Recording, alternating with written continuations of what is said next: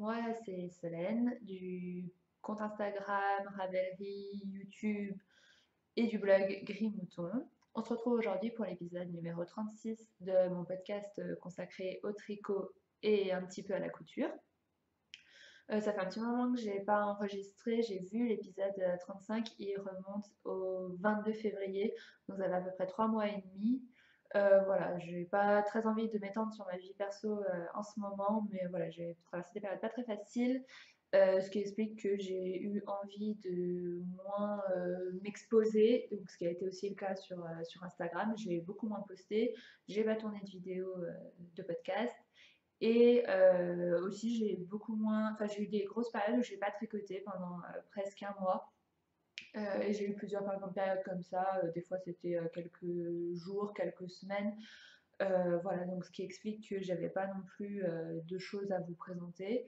Et puis voilà, j'ai eu envie de, euh, de me recentrer sur moi-même et de m'éloigner un petit peu de, j'allais dire, de cette médiatisation, c'est pas vraiment le mot, et encore que, voilà, voilà, de prendre du temps pour moi enfin voilà, j'avais pas envie de faire du tricot donc j'en ai pas fait. J'avais pas envie de m'exposer sur Instagram donc je ne l'ai pas fait. Et bah là, voilà, ça me reprend. Je suis dans une bonne période frénésie tricot. Et en couture, c'est pas mal non plus. Je suis assez, enfin voilà, j'ai quand même une belle production. On en parlera un petit peu, j'ai des points d'amélioration bien sûr, mais voilà, donc je vous ferai une petite partie couture à la fin, comme ça celles que ça n'intéresse pas, ce que je comprends tout à fait, vous pouvez partir avant. Et bah, d'ici là, on va parler de tricot, et comme j'ai pas mal de choses à vous dire, on va attaquer maintenant, parce que j'ai pas d'autres choses à vous dire en introduction. J'ai fait des notes dans un carnet. Je vais essayer de plus structurer par rapport à ce que je faisais avant, parce que je m'aperçois que en fait, j'oublie des choses à vous dire en live, etc. Là, je vous dis, il y en a 5 pages comme ça. Donc voilà, et j'utilise toujours aussi mon bullet journal de la tricopathe, pour tricopathe, pardon. Alors, j'utilise pas les saisons. Je note les projets les uns derrière les autres, ce qui fait que là, je dois être à peu près à la moitié des pages.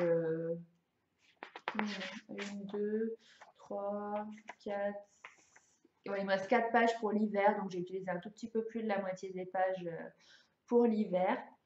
Et comme ça, je le fais durer. Enfin voilà, quand j'aurai fait mes 40 projets, je crois qu'il y a 10 pages fois 4 saisons, donc 40 projets. Voilà, je m'en offrirai un autre. Mais je trouve que voilà, c'est pas la peine de. Enfin, là, début du printemps, j'ai dû faire 2 projets. Enfin, je vais pas gaspiller une saison pour 2 projets. Donc voilà, je le tire jusqu'au bout. Et j'aime vraiment bien. Même si je trouve qu'il manque un peu de place pour les notes. Bon, sur cette page-là, j'ai rien écrit, mais voilà, le carré de notes est quand même assez, là, assez petit. Et du coup, ce qui fait que j'ai pris un autre carnet pour écrire les notes du podcast parce que voilà, j'ai beaucoup de choses à vous dire et ça rentrait pas dans le petit carré. Donc voilà. Donc, on va attaquer par les projets terminés, enfin en structure classique, hein. Donc, les projets terminés, j'en ai 3 qui sont terminés depuis un petit moment, je vais vous dire. Euh, il y en a un qui est terminé depuis le 4 mars, l'autre depuis le 1er mars et le dernier depuis le 3 avril. Donc ça va faire 2 mois que j'ai pas terminé de projet, sachant que quasiment tout le mois d'avril, j'ai quasiment pas tricoté, même jusqu'à mi-mai, je dirais. Enfin voilà, j'ai une grosse période. Donc voilà, ce qui explique que j'ai rien terminé. Et puis vous verrez, j'ai 2 projets qui suivent, qui sont assez en parallèle, donc je vais terminer les deux ensemble, enfin à quelques jours d'écart. Alors que, enfin, vous savez que je préfère terminer, enfin, presque être mono en cours et comme ça terminer un projet, puis 15 jours, 3 semaines, un mois plus tard, en terminer un deuxième, plutôt qu'en 2 mois, en terminer deux d'un coup, quoi. Mais ça a déjà été le cas pour 2 des 3 projets terminés que je vais vous présenter parce que je les ai tricotés en même temps et fini à 3 jours d'écart, deux vêtements. Donc voilà, c'est des gros projets. Alors, donc le premier que... Alors, ah oui, ce que je voulais vous dire aussi, c'est que la dernière fois, je n'avais pas présenté mes encours, parce que le podcast, il durait déjà bien longtemps avec mes projets terminés et mes nombreux achats. Donc là, du coup, les projets terminés que vous voyez, c'était mes encours de la dernière fois, tout simplement.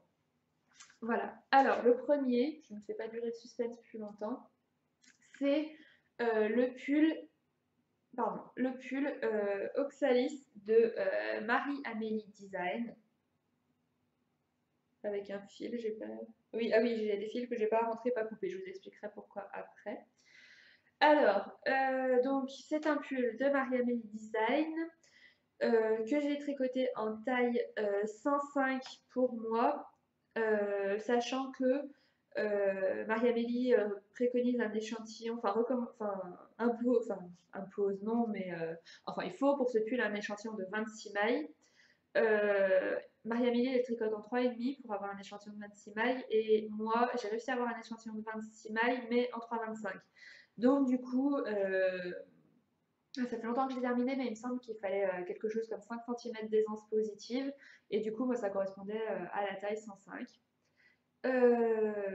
Voilà. En ce qui concerne les laines, je suis en train de me dire que j'ai pris aucune laine, aucune étiquette des projets terminés. De toute manière, je vous marquerai tout. Je ferai comme d'habitude les notes sur mon groupe Ravelry détaillé. Donc voilà, n'hésitez pas à vous y référer si vous en avez besoin. Je vais essayer de parler moins vite. Donc, le bleu pâle, c'est de la Madeleine et Philibert, qualité SOC, coloris Annecy. Du coup, je ne sais pas si vous allez voir, donc c'est un bleu pâle un peu nuancé qui est très joli. Et il y a des paillettes dorées dedans. Voilà, je pense que, enfin moi en tout cas au retour caméra, je les vois. Donc voilà, elles sont assez subtiles et c'est un peu comme les paillettes de Vilaine, c'est des paillettes que j'aime bien parce que voilà, c'est pas de la paillette trop voyante. Enfin, moi je trouve que c'est vraiment de la paillette parfaite. Et en fait, comme c'est des tout petits fils, il arrive qu'on en tricote avec l'autre coloris, dans ce cas-là le gris foncé. Et du coup, ça, comment dire, il y a un peu de paillettes dans tout l'empiècement, dans tout le yoke, et je trouve que c'est très joli. Voilà, et donc pour faire l'empiècement, j'ai utilisé 54 grammes, donc ça fait 216 mètres. Donc à la limite, vous pouvez faire ça avec un reste, hein, si vous avez un gros reste d'un projet qui vous reste. Voilà, bon, moi j'avais pas de laine, enfin de reste qui allait avec, qui me plaisait. Je voulais à tout prix mettre des paillettes, enfin une laine à paillettes. Donc voilà, j'ai commandé un écheveau entier et il me reste un gros reste. Je verrai ce que j'en ferai. Et donc le gris foncé, c'est donc qui sert pour tout le corps, The Woolly Skein, donc je vous les ai présentés la dernière fois. La qualité c'est Finger Cross, donc c'est une laine retordue. Madeleine et Philibert aussi c'est une laine retordue. Celle de Madeleine et Philibert est d'ailleurs plus retordue que celle de The Woolly Skein. Le coloris c'est Shadow et j'ai utilisé 269 grammes, ça fait 1076 mètres. Sachant que j'avais 4 écheveaux, en fait j'ai utilisé 2 écheveaux,69 quoi. Donc il me reste un gros reste de mon troisième écheveau et j'ai pas du tout touché au quatrième. Ça me dérange pas parce que le quatrième j'avais prévu de le mettre dans un châle, donc à la limite même ça m'arrange. Et du coup j'ai un reste finalement de près de 30 grammes, un peu plus de 30 grammes de mon troisième écheveau. Donc voilà. Qu'est-ce que j'ai d'autre à vous dire sur ce pull? Alors, donc toujours concernant les laines, mon retour, c'est que j'ai beaucoup aimé la laine The Woolly Skein parce qu'elle est bien, enfin cette qualité-là en tout cas, elle est bien régulière, elle est super douce. Pour du mérino, du 100% mérino, on est d'accord que c'est pas une laine en bébé chameau ou que sais-je, mais pour du mérino, je la trouve très douce, bien régulière, elle est lisse, elle est ronde et elle gonfle bien après le blocage, donc c'est voilà, elle est assez fine au départ, mais après elle gonfle bien, donc moi je trouve que ça a vraiment un joli rendu. Par contre, j'ai moins aimé la laine Madeleine et Philibert parce qu'elle est moins régulière. Elle est assez fine et en fait, je pense que c'était pas très judicieux d'utiliser les deux ensemble parce que elles se ressemblent pas vraiment. Du coup, le jacquard est quand même bien régulier, mais, mais voilà. Euh, donc voilà, moi j'aime beaucoup la couleur avec le Stellina doré. Je trouve que ça a un petit côté chic, voilà. Et j'avais pas, enfin je crois que c'était la seule laine de mon stash avec du Stellina doré. Mais franchement à refaire parce que j'aime beaucoup. Mais voilà, la petite chose qui me dérange, c'est qu'on voit beaucoup les augmentations du yoke. Alors, oui, vous les voyez là, juste sous le, voilà. Où est-ce qu'on les voit encore? Enfin voilà, je les, entre les motifs aussi, on voit que c'est pas lisse malgré le blocage.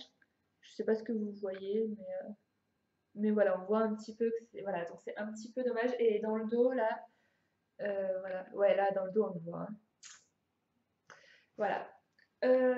Bon, c'est pas très grave. Enfin voilà, j'ai mes cheveux qui tombent devant. Enfin, c'est pas dramatique.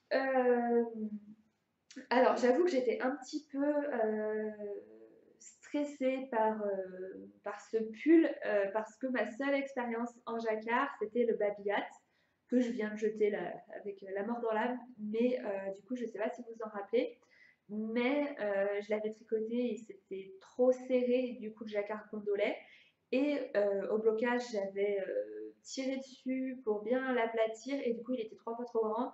Et enfin voilà, j'avais bien essayé de voir à qui ça pourrait aller, ça aurait pu aller, mais concrètement, ça aurait été à personne parce qu'il était tellement grand.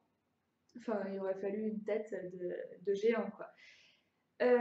Donc du coup, voilà, c'était ma seule expérience en jacquard. Donc quand je me suis lancée dans ce pull, je me suis dit, enfin voilà, le bonnet, ça n'a pas marché. Le projet suivant dans lequel tu te lances, c'est un pull. C'est quand même risqué. Et finalement, donc, comme vous pouvez le voir, enfin, il est à la bonne taille. Voilà, je vous casse le suspense tout de suite, il n'y a pas besoin de vous faire peur pour rien. Donc la technique que j'ai utilisée, je ne me rappelle pas ce que j'avais utilisé pour le babillard, mais il me semble que c'était les 2 fils dans la main gauche. Moi, je tricote avec le fil dans la main gauche. Et là, j'ai utilisé avec un fil dans chaque main, avec le fil le moins utilisé dans la main droite, parce que j'ai jamais tricoté avec le fil dans la main droite et je ne suis pas à l'aise du tout. Du coup, le fil que j'utilisais le moins, enfin, je le changeais. C'est-à-dire que si sur un rang, c'était le Madeleine et Philibert qui avait le moins, je le mettais dans la main droite. Si le rang d'après, c'était le Willis Kane qui avait le moins, je le mettais dans la main droite. Et je me suis dit, bah tant pis pour la dominance des couleurs. Moi, ce qui importe vraiment, c'est que enfin, je veux arriver à gérer la tension de mon jacquard pour qu'il soit portable. Euh, mais enfin, avec du recul, je suis quand même étonnée d'avoir une jolie tension. Enfin, voilà, je vous montrerai de près, mais que la tension elle soit vraiment uniforme, sachant que quand j'avais le fil dans la main droite, j'arrivais vraiment pas à le tenir, à le retenir le fil, et j'avais aucune tension, quoi. Du coup, bon bah tant mieux, hein, mais j'avoue que voilà, il est quand même bien régulier, je suis quand même bien contente. Et alors, ce qui m'avait fait me lancer dans ce patron plutôt que, par exemple, le Branches and Buds de Caribostic Hodge que j'ai en projet, c'est la promesse, entre guillemets, de Marie-Amélie dans ce patron, qui est de dire que, alors, qu'est-ce que c'est l'expression que, en fait, c'est un jacquard qui est prévu pour avoir une bonne tension, que le motif a été pensé pour ne pas avoir de problème de tension. Et du coup, la promesse est largement tenue, enfin en tout cas dans mon cas, franchement nickel quoi. Donc je suis bien contente. Et comme d'habitude avec Marie-Amélie, c'est très bien expliqué, c'est très clair, on apprend des nouvelles choses. Enfin moi j'avais jamais tricoté de pull en yoke avec un empiècement comme ça et franchement, en fait on n'a jamais peur, on sait qu'on est pris par la main de A à Z, enfin il n'y a aucun... Enfin voilà, franchement pour un premier pull en jacquard, bah du coup c'est mon cas, hein, enfin, j'ai tricoté beaucoup de pulls mais jamais en jacquard, jamais avec un yoke. Franchement, lancez-vous, il n'y a aucun problème. Et moi, c'est ça que j'aime bien avec les patrons de Marie-Amélie, c'est que même si ils ont toujours des détails originaux, des petits twists, etc., pour beaucoup, ils sont quand même accessibles à des débutants, donc pas forcément pour un premier pull ou un premier gilet, mais ils sont hyper accessibles parce qu'on est hyper pris par la main. Et même s'ils ont des détails techniques qui peuvent être quelquefois compliqués à réaliser, bah, c'est tellement bien expliqué qu'on n'a jamais peur, quoi. Et donc pour ça, c'est un peu, je sais pas comment dire, c'est un peu le patron confort dans lequel on se réfugie et on est vraiment pris par la main et on tricote sans réfléchir. Voilà. J'ai une petite modification que j'ai faite, c'est que j'ai pas cintré le corps, pardon. Comme souvent, Marie-Amélie, elle préconise de faire des diminutions au niveau de la taille et de réaugmenter après pour marquer la taille. Mais moi, je n'ai pas de taille et ce qui me va le mieux, c'est les pulls droits ou les pulls évasés vers le bas. Donc, j'ai pas cintré le corps, j'ai fait tout droit. Est-ce que j'ai fait des augmentations? Non. Non, non, je l'ai fait droit, j'ai pas fait de A, enfin de forme A. Et voilà, du coup, il est un peu plus loose au niveau du ventre, et tant mieux parce que au moins ça cache ce qu'il y a à cacher. Alors, j'ai juste une dernière petite chose à vous dire. J'ai eu un petit souci avec l'encolure qui, une fois terminée, était beaucoup trop lâche, enfin large, et du coup, qui me tombait des épaules. Alors, moi, je suis persuadée que j'ai des épaules qui sont assez courtes parce que c'est quelque chose enfin, c'est un souci que j'ai régulièrement.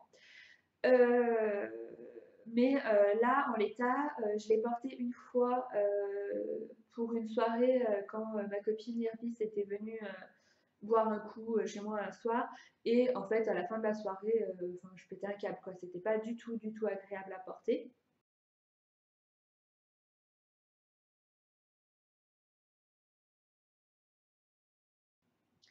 Du coup, j'ai défait en fait, ce que je voulais, c'était défaire les côtes, euh, faire un rang de diminution et retricoter des côtes. Je me demande si je ne les ai pas tricotées avec une taille d'aiguille encore plus petite, je sais plus. Mais en tout cas, voilà, le but c'était de resserrer l'encolure. Euh, mais en fait, ce qui se passe dans ce pull, euh, c'est que en fait, on commence par les côtes. C'est-à-dire que les côtes, c'est pas des mailles relevées après. C'est-à-dire qu'on commence à monter les mailles, on les joint en rond, on tricote les côtes. Après, on change de couleur et on fait le yoke avec la deuxième couleur.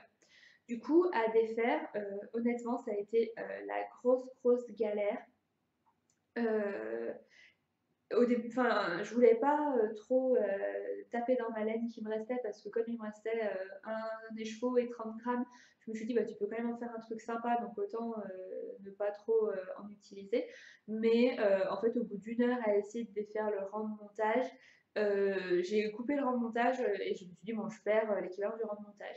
Et en fait, même après avoir défait le rang de montage, je ne suis pas arrivée à récupérer à défaire les côtes dans le mauvais sens. Donc j'ai fini par couper la bande de côte, quoi. À la fin j'avais ma bande de côte dans les mains. Je me suis un peu ratée parce qu'à un endroit là où il y a le fil, en fait j'ai aussi coupé un petit bout de, un fil du bleu pâle. Bon, j'ai rattrapé comme j'ai pu, il faut que je rentre les fils correctement. J'avoue que depuis que je l'ai fini, je ne l'ai pas porté parce qu'il a fait trop chaud en fait. Parce que donc je l'ai fini comme je vous disais début mars, mais j'ai mis au moins un mois avant de reprendre l'encolure parce que comme du coup il était commencé par les côtes, j'avoue que ça me faisait un petit peu peur de me lancer dans ce sens-là et j'avais raison parce que c'est quand même assez compliqué. Du coup voilà. Donc je m'explique pas pourquoi il était si large au niveau des épaules parce que j'ai regardé beaucoup de versions et dans aucune les nanas n'ont ce problème. Mon échantillon était bon, donc je ne sais pas. La seule chose que je pense, c'est que j'ai les épaules trop courtes, je vois que ça. Par contre, je me dis que ça serait peut-être plus judicieux pour moi de commencer directement par le corps et de relever des mailles après pour le col et du coup d'ajuster l'encolure en fonction de si elle est à la bonne taille, bon bah je fais ce qui est prévu, si je vois qu'elle est trop large, et bah du coup je diminue et puis je fais des côtes bien serrées. Euh, il y a le Astrantia avec la même construction qui me tape bien dans l'œil et je pense que je ferai ça, de tricoter le corps et après de relever les mailles pour ajuster l'encolure. Parce que dans ce sens-là, c'est quand même hyper pénible et honnêtement, c'est pas très clean quoi. Et du coup, j'ai relevé des mailles en gris, hein, donc c'est moins propre que ce que préconise Marie-Amélie au final. Donc autant, je crois, les relever à la fin et j'aurai le même résultat et je pourrai ajuster l'encolure et ça sera moins la galère. Donc voilà, c'est le seul petit souci que j'ai rencontré avec ce pull, mais qui, je pense, vient de ma morphologie. Enfin, je pense pas qu'il y ait de problème de taille avec le patron, sachant que voilà, vous pouvez aller voir sur Instagram, sur Ravelry, personne n'a eu de pull. Voilà, enfin moi l'encolure, elle m'arrivait vraiment bah, là au niveau des manches en fait. Du coup, enfin, j'avais tendance à la remonter d'un côté, du coup ça tombait de l'autre. Enfin, voilà, je pense que c'est vraiment un problème d'épaule un peu quoi. Donc, euh, donc voilà pour ce pull que j'adore et franchement j'ai presque hâte d'être cet hiver pour le porter. Bon enfin non peut-être pas quand même mais voilà quand arrivera l'hiver je serai bien contente de le ressortir. Voilà, donc ça c'était mon premier projet terminé. Et mon deuxième projet terminé, on reste dans du Marie-Amélie Design. Alors, donc c'est un patron que j'ai testé il y a un petit moment et qui est sorti il y a un petit moment, mais que j'aime beaucoup et que j'ai beaucoup porté. Donc, alors, pour vous donner bien tous les détails, c'est le gilet Sirva, donc de Marie-Amélie Design. Comme pour le Oxalis, l'échantillon c'était 26 mailles en 3,5. Du coup, moi j'ai fait 26 mailles, enfin j'ai fait du 3,25 et j'avais 26 mailles. Donc j'ai pu tricoter ma taille habituelle chez Marie-Amélie qui est la taille 105. Concernant la laine, c'est de la Purple Laine en Merino Sock qui ne contient pas de nylon mais qui est très retordu. La couleur ou le coloris, c'est Love Me Tender et j'ai utilisé 1277 mètres, ça fait 350 grammes. Donc j'utilise, enfin peut-être pour des boxy ou ce genre de choses, mais j'utilise jamais 4 écheveaux entiers. J'utilise toujours 3 écheveaux et un petit bout du quatrième et j'ai souvent des gros restes. Mais là, j'avoue que 350 grammes, c'est rare que j'utilise 50 grammes du quatrième écheveau. Donc voilà. Pardon. Alors, qu'est-ce que j'ai à vous dire sur ce gilet? Je l'essayerai tout à l'heure. Alors, la couleur, il y en a beaucoup qui n'aiment pas, mon chéri le premier d'ailleurs. Parce que voilà, c'est un bleu électrique qui est très vif. Et pour moi, ça fait partie des indispensables de la garde-robe. Donc, c'est pas le gilet qu'on sort tous les jours, ça c'est sûr.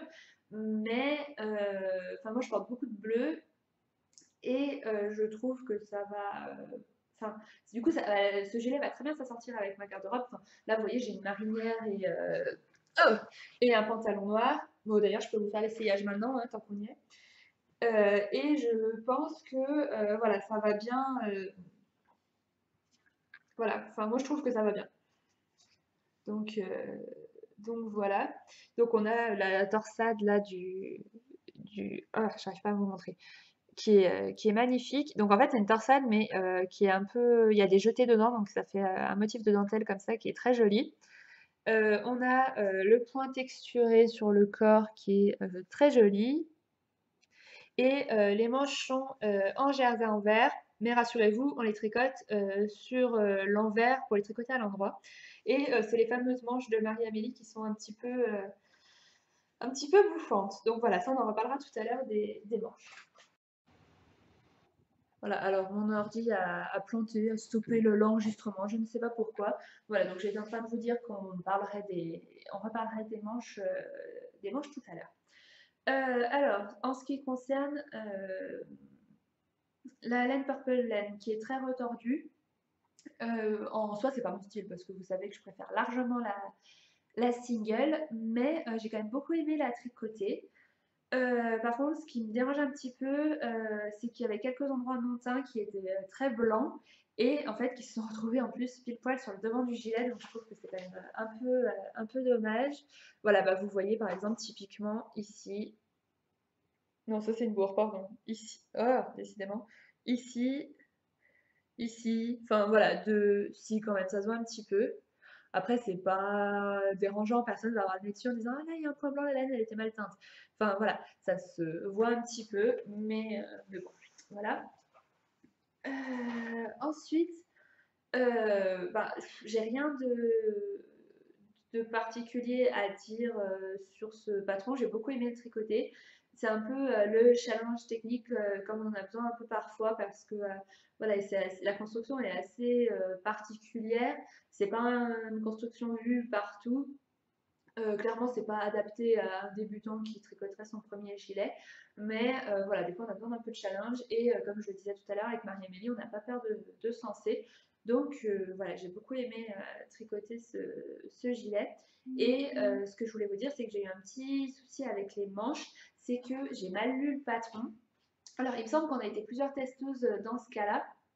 Et du coup, on l'avait remonté à Marie-Amélie. Je ne sais pas si elle a modifié ou pas. Je pense que oui, parce elle est sérieuse comme fille, il n'y a pas de problème.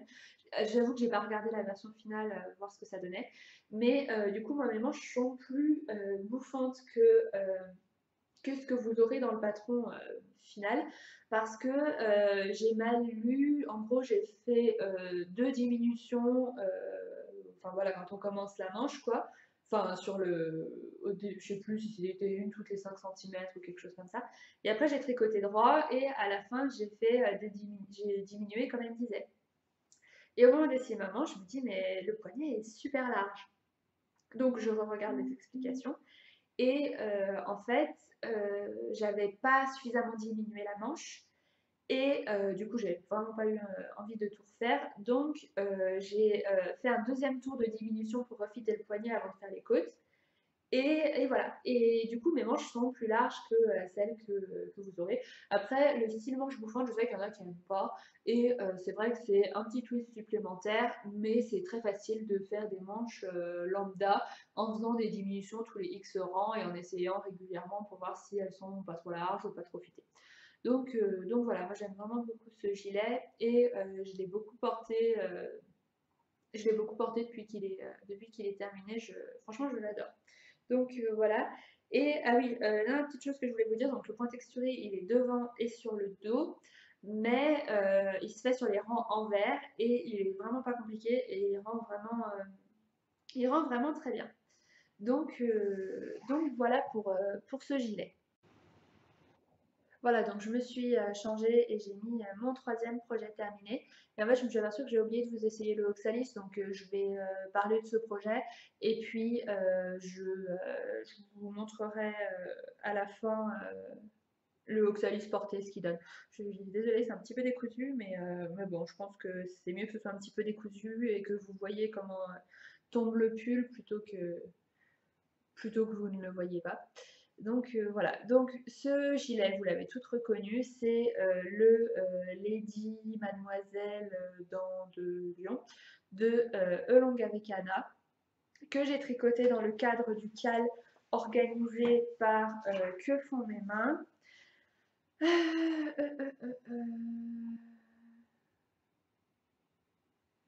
Alors je sais plus de combien était l'échantillon préconisé, mais le mien il devait être de 26 mailles, oui il était de 26 mailles en 3,25.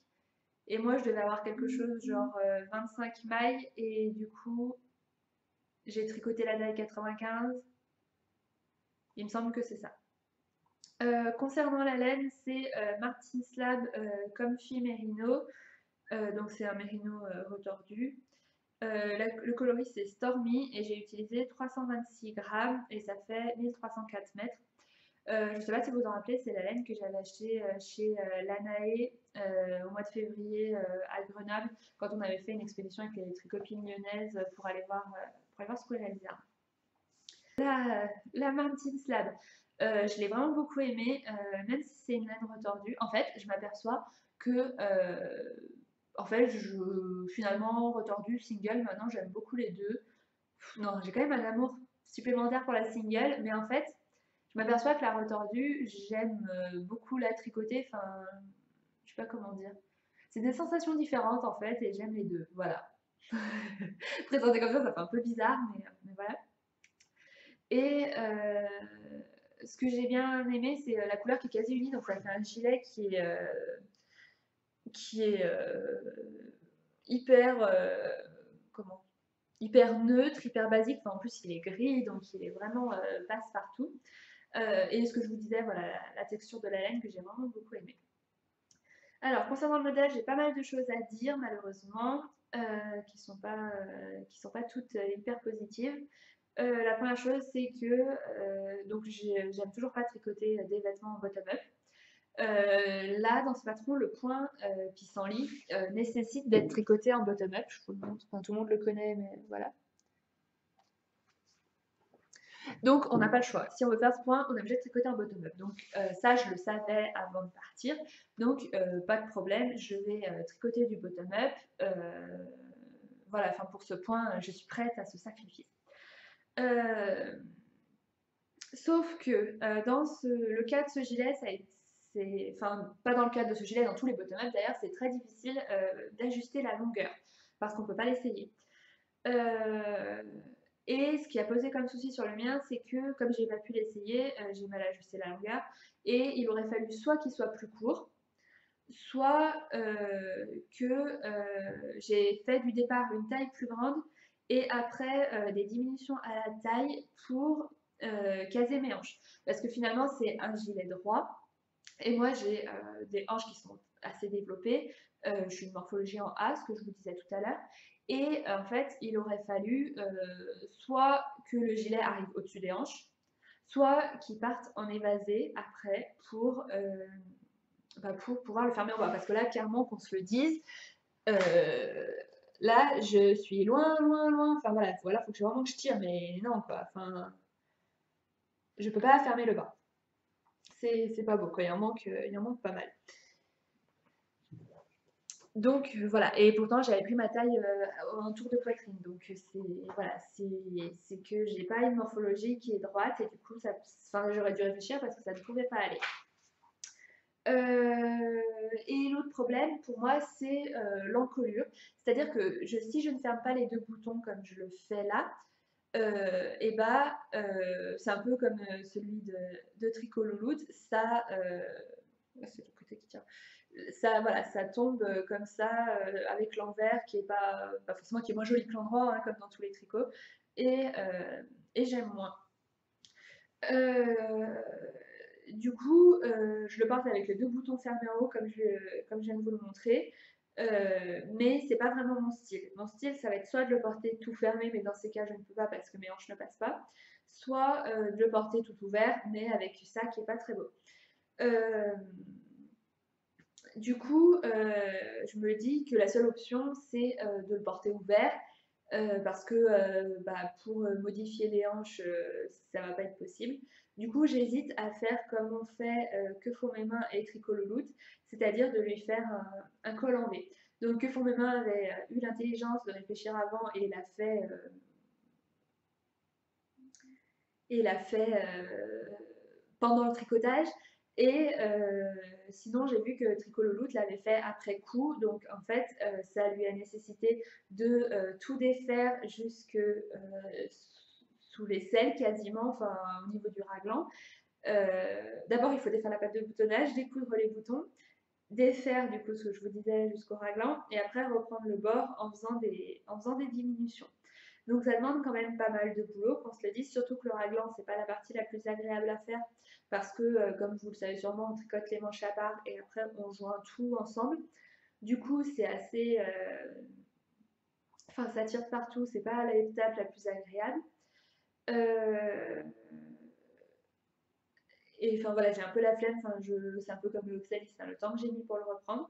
Mais d'un autre côté, c'est dommage parce que le Oxalis, je l'aurais repris plus tôt, je l'aurais beaucoup porté et maintenant que l'encolure est bien serrée, je sais que je vais beaucoup le porter et à mon avis, lui, ça pourrait être pareil. Donc, faut que je me motive. Mais voilà, là, vu les températures qui arrivent à Lyon, etc., je pense que ça attendra la fin de l'été, hein, concrètement, qu'on se le dise. Je vais profiter de mon mojo retrouvé pour avancer sur les projets que j'ai envie de faire depuis un petit moment.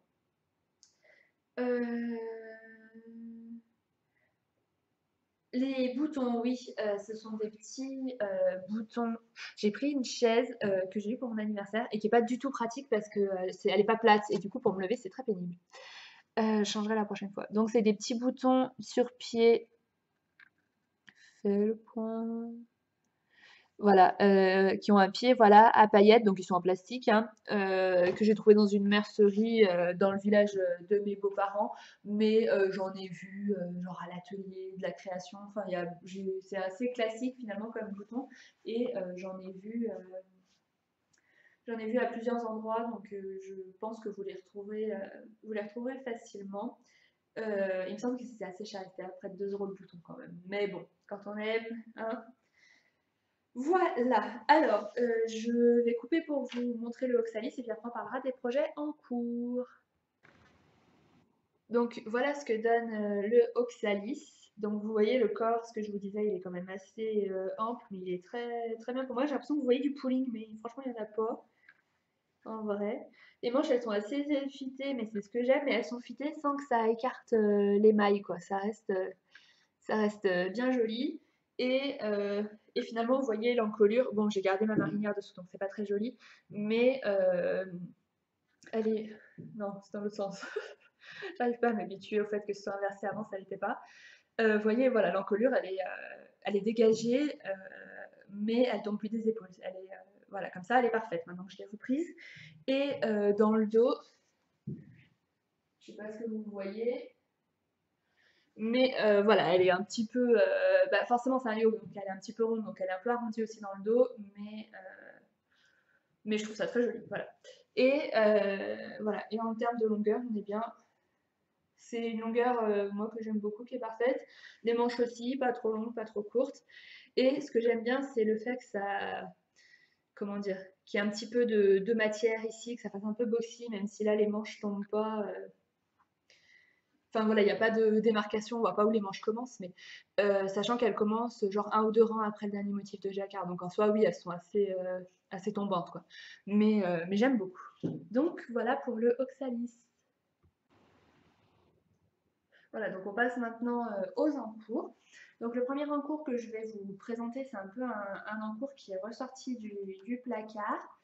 Je voulais regarder quand est-ce que je l'avais commencé. Je l'ai commencé le 19 septembre 2017. Donc voilà, il s'agit de sur mon voilier de Marie-Christine Lévesque, Tricot Design MCL. Alors, bon, je vais le passer parce que je dois pouvoir.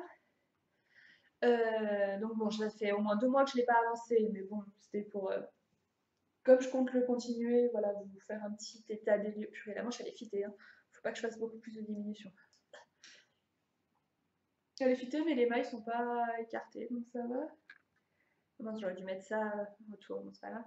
Donc voilà, il va vraiment être trop trop beau. Mais j'ai l'impression que vous ne voyez rien sur le bleu marine. Alors, je vous montre juste la laine avant de me lever. Donc, c'est mes Drops Merino Extra Fine Coloris 27, qui est un bleu. Dans ce sens, ça sera mieux. Voilà, donc il y a un bleu marine légèrement, comment dire, peut-être qu'il tire un tout petit peu sur le violet, enfin c'est pas un vrai bleu marine franc quoi. Mais voilà, c'est une très jolie couleur. Et donc, je me lève. Donc ça donne ça, donc je pense qu'en termes de, voilà, de taille, il sera bien, sachant qu'il se porte ouvert, mais voilà. Voilà, ce que je vous disais, la manche, il ne faut pas la fitter plus, hein. Et j'en suis à peu près au niveau de ma taille, hein. Sachant qu'elle, il me semble que j'en suis au stade où elle préconise de faire des côtes, mais des côtes qui sont immenses. Moi, je vais continuer un petit peu plus parce que si je commence les côtes là, ça va clairement souligner le ventre et ça va pas être joli parce que bon, voilà, hein. Et voilà, je voulais vous montrer de près la torsade. Je ne sais pas ce que vous voyez, j'espère que c'est bien. Et voilà, en gros, c'est le twist de ce gilet. Enfin voilà, il y a les grandes côtes après dont je vous parlais, mais le twist principal, c'est cette torsade. Et qu'on fait en simultané du gilet, c'est pas des mailles qu'on relève après. Donc ça, c'est plutôt pas mal. Donc voilà, ce gilet, bah, pour dire qu'il a été commencé en septembre, il n'a pas énormément avancé. Enfin voilà, il manque une demi-manche, l'autre manche, et puis bah, tout le bas du gilet. On est d'accord qu'il n'y aura pas la patte de boutonnage, mais voilà. Qu'est-ce que je voulais vous dire d'autre? Je vais regarder mes notes, mais je crois que je vous ai tout dit, parce que, enfin... Oui, en fait, ce que j'aimerais, c'est le finir avant fin juillet, parce que je vous fais une légère parenthèse sur mes futurs projets. Après, j'aimerais, après celui-là, attaquer. Donc, c'est mon projet officiel. Et mon projet officiel, après fin juillet, on va partir en vacances à La Réunion. Et en fait, j'aimerais bien emmener un nouveau projet tricot parce qu'en fait, on part avec une valise en bagage cabine qui doit peser maximum 12 kilos et on n'a pas de bagage en soute. Donc, il faut pas emmener, enfin voilà, je vais pas emmener 15 pelotes et un projet presque terminé, ça serait ridicule. Donc, j'aimerais terminer celui-ci avant pour pas le multiplier trop. Et ensuite emmener, vous savez, j'avais acheté les pelotes de chaussettes Regia X Woolen de Gang, vous savez, les chaussettes léopard. Et du coup, commencer ça là-bas. Et puis enfin voilà, c'est un petit projet qui prend pas de place, etc. Et comme j'aurais que celui-là, je me dis que ça me motiverait peut-être à me faire des chaussettes. Donc on verra. Et du coup, d'ici fin juillet, il reste quasiment 2 mois. Enfin voilà, là, d'ici, pardon, ça m'a fait peur, il y a eu du bruit dans le couloir. Ouais, d'ici fin juillet, j'aimerais finir quasiment tous mes encours. Bon, vous verrez que mes projets officieux, ils sont bien avancés et que je castonnerai, c'est sûr, quelque chose d'ici mi-juin, fin juin, qui sera sûrement pas fini enfin, je dis fin juillet, mais c'est le 20 juillet, donc voilà, on verra. Mais voilà, lui, franchement, en plus, j'aimais bien le tricoter, donc il faut vraiment que je le reprenne, quoi. Voilà. Donc ça, c'est pour lui. Hop. Ensuite, je vais vous parler d'un projet dont je pensais pas vous parler un jour, qui est, enfin si, parce que j'en ai déjà fait une, mais qui est une couverture. Alors, pour vous expliquer le cheminement, en fait, c'est une couverture d'échantillons, je vais vous la montrer. En fait, j'avais des échantillons qui s'accumulaient et je savais pas quoi en faire, puis j'avais fini par les mettre dans une boîte, mais ça servait à rien, puis la boîte commençait à être bien pleine. Et puis en les regardant, je me suis aperçue que je tricotais toujours les mêmes couleurs. Enfin, ça, je le savais déjà, mais en voyant mes échantillons côte à côte, je me suis dit, bah, en fait, ils vont bien ensemble. Et ils font tous le même format, c'est-à-dire 10 x 10 cm avec 3 barres de point mousse, donc 3 en haut, 3 en bas et 3 sur les côtés. Du coup, je me suis dit, bah, pourquoi pas les assembler et en faire une couverture, sachant que j'aimerais en faire une couverture au format bébé pour nous dans le futur. Alors dans le futur lointain, ne vous attendez pas à des annonces, c'est pas pour tout de suite, mais voilà, je me dis un projet au long cours pour le jour où voilà, j'aurai une annonce à vous faire, mais qui n'est pas pour aujourd'hui. Parce que de toute manière, je ne me vois pas faire une couverture énorme, sachant que les échantillons, j'en ai pas 3500 non plus. Et puis, voilà, les grandes couvertures, enfin moi pour le soir, j'ai un plaid du commerce, enfin plutôt une couette du commerce qui est assez moche, parce que mon chat défonce tout, donc ça sert à rien d'avoir une superbe couverture tricotée. Je m'étais fait une couverture au crochet semi-spread qui est très jolie, mais qui est dans un placard parce que, en plus elle est blanche et je veux pas la sortir à cause du chat, quoi. Le truc super dommage. Donc, voilà la couverture de bébé, parce que de toute manière, le jour où on aura un bébé, le chat, il faudra qu'il se tienne loin, hein. On va pas s'amuser à prendre des risques, donc il touchera ni le bébé ni la couverture. Voilà, comme ça c'est réglé. Voilà.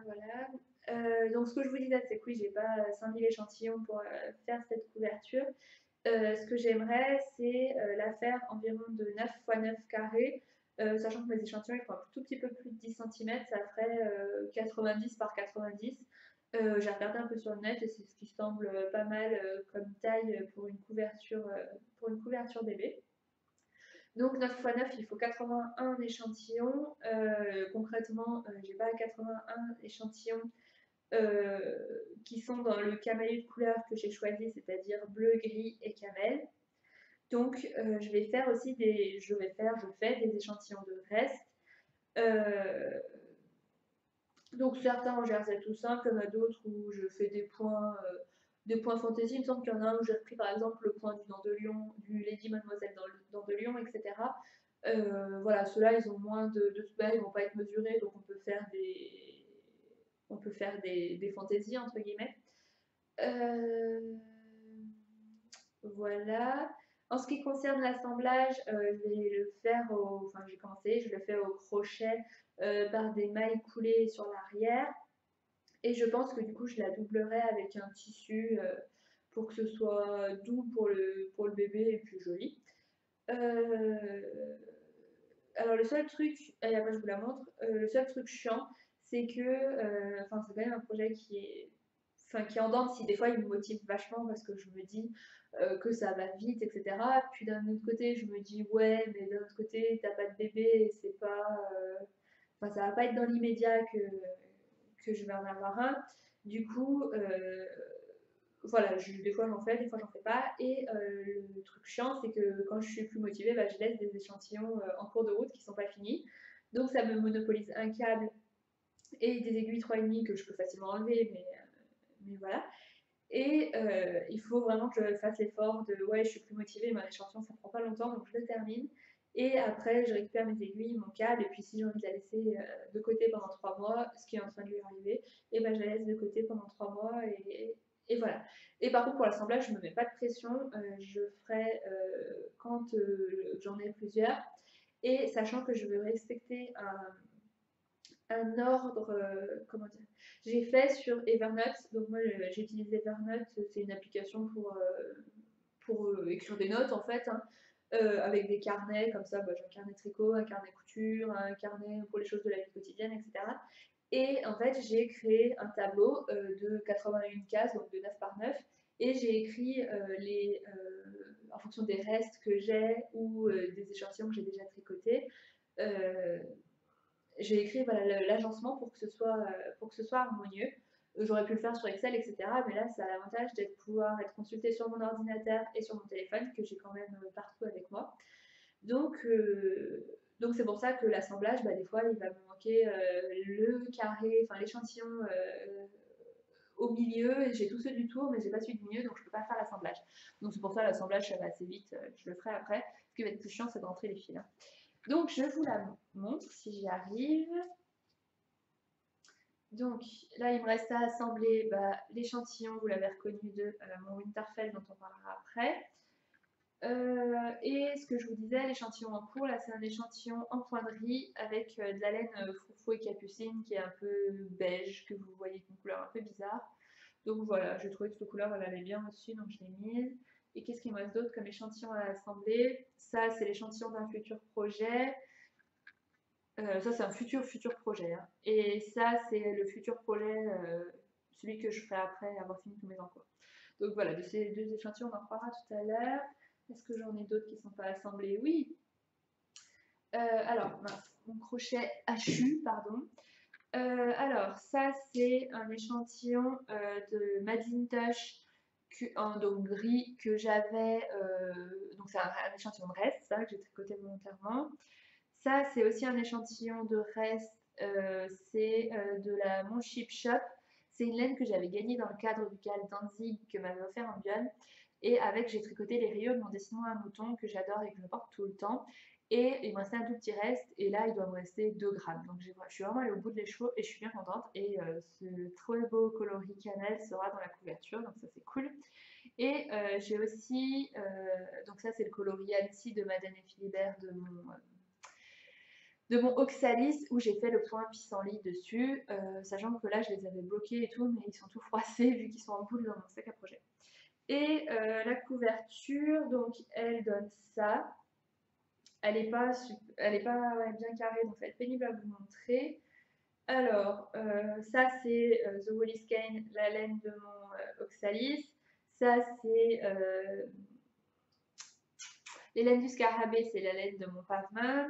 Ça, c'est la laine de mon Kounet tricoté en double, qui est un échantillon que j'avais fait. Ça, c'est l'échantillon de mon bonnet Ilex. Ça, c'est l'échantillon de mon pull confetti. Ça, c'est l'échantillon de mon pull Oli. Ça, c'est l'échantillon de mon eau gazeuse. Ça, c'est l'échantillon de mon dent de lion. Ça, c'est l'échantillon de mon gilet en brun. Et le dernier, bah, c'est l'échantillon de mon gilet Sirva. Donc voilà ce que ça donne. C'est un peu compliqué de vous la montrer bien dépliée parce que voilà, comme je vous le disais, elle n'est pas carrée. Mais voilà ce que ça va donner et je pense que ça va être pas mal. Donc voilà, après il faudra bien que je la bloque parce que je trouve que ça fait un peu des... Comment dire? Là, ça fait un peu comme en couture quand on les a pas aplatis. Je sais pas si vous voyez l'idée, mais Voilà, donc bon, ça suit son cours. Bon, je pense qu'on part pour un podcast très long parce que ça fait déjà 50 minutes que je parle et je vous ai pas montré mes 2 encours principaux. Je vous ai pas parlé de mes futurs projets, je vous ai pas parlé de mes achats et je vous ai pas parlé de couture. Bon, on y est, on y est. Hein. Alors, ensuite, projet, en cours suivant, lequel j'ai prévu de vous parler. De mon Winterfell cardigan que vous avez pas mal vu sur les réseaux. Alors, je vais l'enfiler parce qu'il est à un stade où il peut facilement être enfilé. Donc, vous voyez, je termine une manche. J'ai fait un demi-rang de côte.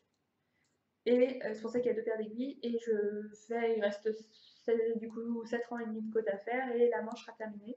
J'espère qu'elle va pas être trop longue et surtout j'ai peur qu'elle soit un peu large. On verra. Alors, dans l'ordre, que je vous en parle correctement. Alors déjà, dans l'ordre, du coup, Winterfell Cardigan de Catherine Schneider, ça je pense que tout le monde le sait, mais voilà. Alors, l'échantillon demandé, donc il était en sport, moi je le tricote en fingering. Il était de 23 mailles en 3,5 et moi en 3,5 j'obtiens 24 mailles avec ma laine.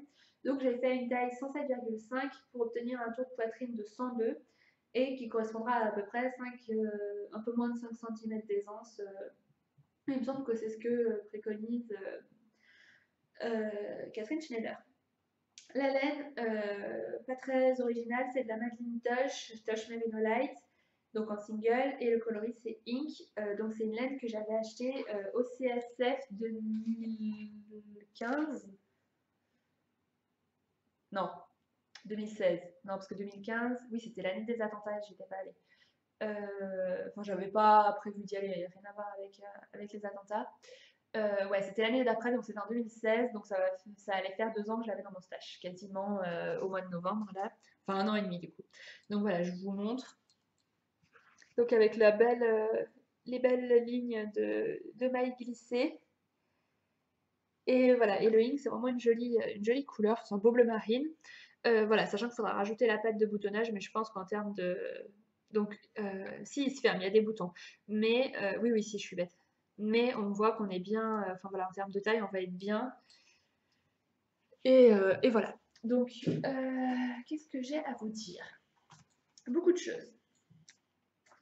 Alors, oui, toujours en ce qui concerne la laine, cette couleur de Madeline Tash, elle déteint sur les mains quand on tricote, pas beaucoup, mais quand même on a les doigts bien bleus, quoi. Ça fait un peu genre comme si on avait touché du papier, beaucoup de papier journal, vous savez. Et surtout, elle est grasse au tricotage. Et je trouve pas ça très agréable. Ce que j'ai oublié de vous dire, c'est que je le fais entrer dans le cal de Triple L de Mag, le Winterfell, enfin le cal du même nom, Winterfell Cardigan. Voilà, donc toujours pour la laine, je reviens sur la laine. J'ai jamais eu ce problème avec d'autres coloris de Madeline Tash, donc je pense que ça vient de ce coloris, mais c'est pas très agréable qu'on se le dise. Sachant que je pense qu'il va me rester un écheveau ou un tout petit peu moins. Sachant que voilà, là il me reste un tout petit bout de manche à faire. Là, la roulotte, hein, vous inquiétez pas, elle n'est pas aussi courte que ça. L'autre manche et les pattes de boutonnage. Et j'ai pas pesé combien il m'en reste, mais voilà, l'écheveau par rapport à un écheveau entier. Bon, après, c'est pas la même laine, donc on compare ce qui n'est pas comparable, mais ouais, il va me rester un gros demi-écheveau là encore, je pense. Donc avec cet écheveau qui allait me rester ou ce morceau, j'avais prévu de me faire un puntilla et d'utiliser ce bleu marine pour la dentelle et le silver grey toujours de ma ligne Tash Merino Light pour le corps. Mais du coup voilà, je me pose des questions parce que si le bleu déteint, et ben sur le gris clair ça va pas le faire quoi. Sachant que je tiens quand même assez particulièrement à utiliser cette laine parce que, vous le savez sûrement, pour le puntilla, il faut un échantillon de 22 mailles en fingering. Donc, qui est un échantillon, on est d'accord, qui est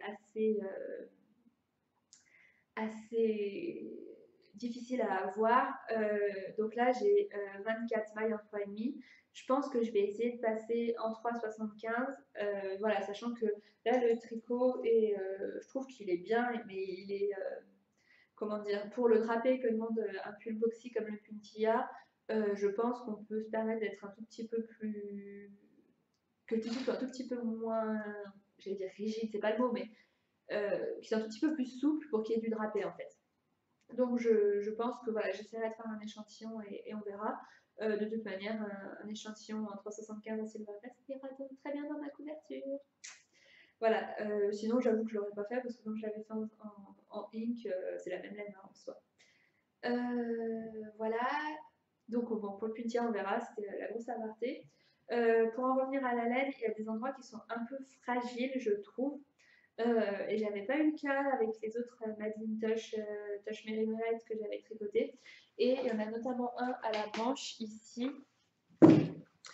Vous voyez, ça fait une espèce de grosse boulache. Là, le fil, il est un peu coupé. Enfin, on sait pas trop. C'est un peu. Je sais pas si vous voyez, mais c'est un peu bizarre. Enfin, je sais pas trop. On verra. Je vais le rentrer sur l'intérieur. Je vais pas le couper parce que sinon, je pense que ça va faire un trou. Ça, la laine va se couper. Mais voilà, mais je suis un peu déçue parce que d'habitude, la Madeline Touch, pour moi, c'est un peu ma laine chouchou, doudou, vers laquelle je reviens facilement, etc. J'en ai quand même pas mal dans mon stock et j'avoue que voilà, ce coloris qui est un peu à voir une fois bloqué, qu'est-ce qu'il dit le. Oh, mais je l'ai rangé l'échantillon.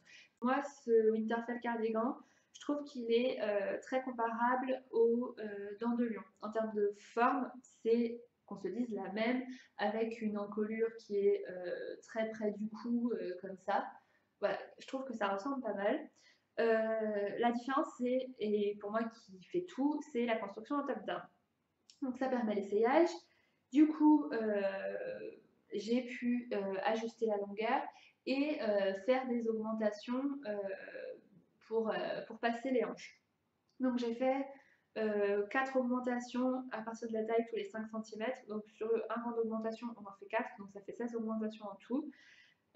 Du coup, je ne sais pas si vous avez vu, je l'ai arrêté voilà, un peu en dessous de la ceinture, mais du coup, ça permettra largement, alors est-ce que j'y arrive avec une seule main? Voilà, on est large, large, large pour le fermer et il n'y a pas la patte de boutonnage encore.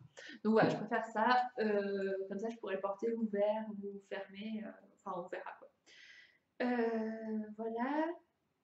Alors, le petit problème que j'ai rencontré avec ce gilet, parce que bon, il faut quand même qu'il y en ait un, c'est que j'ai eu du mal à comprendre comment on faisait les mailles glissées.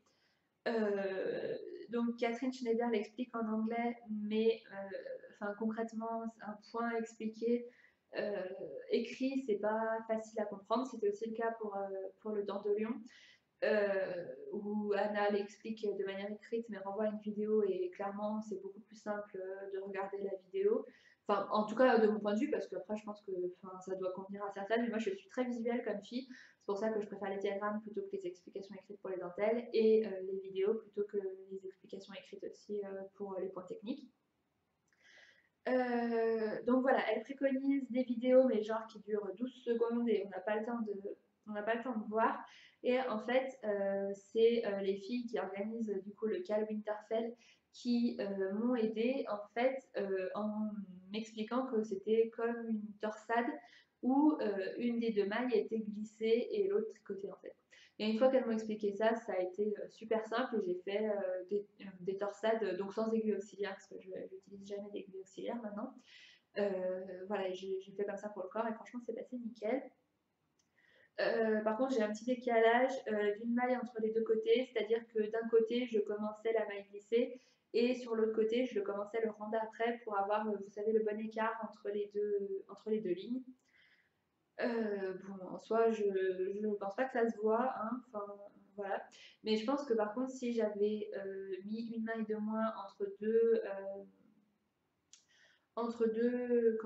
deux sections de mailles glissées, ça se serait vu parce qu'on aurait vu qu'elles étaient soit moins espacées, soit plus espacées en fonction du côté où j'aurais décidé d'opérer la modification.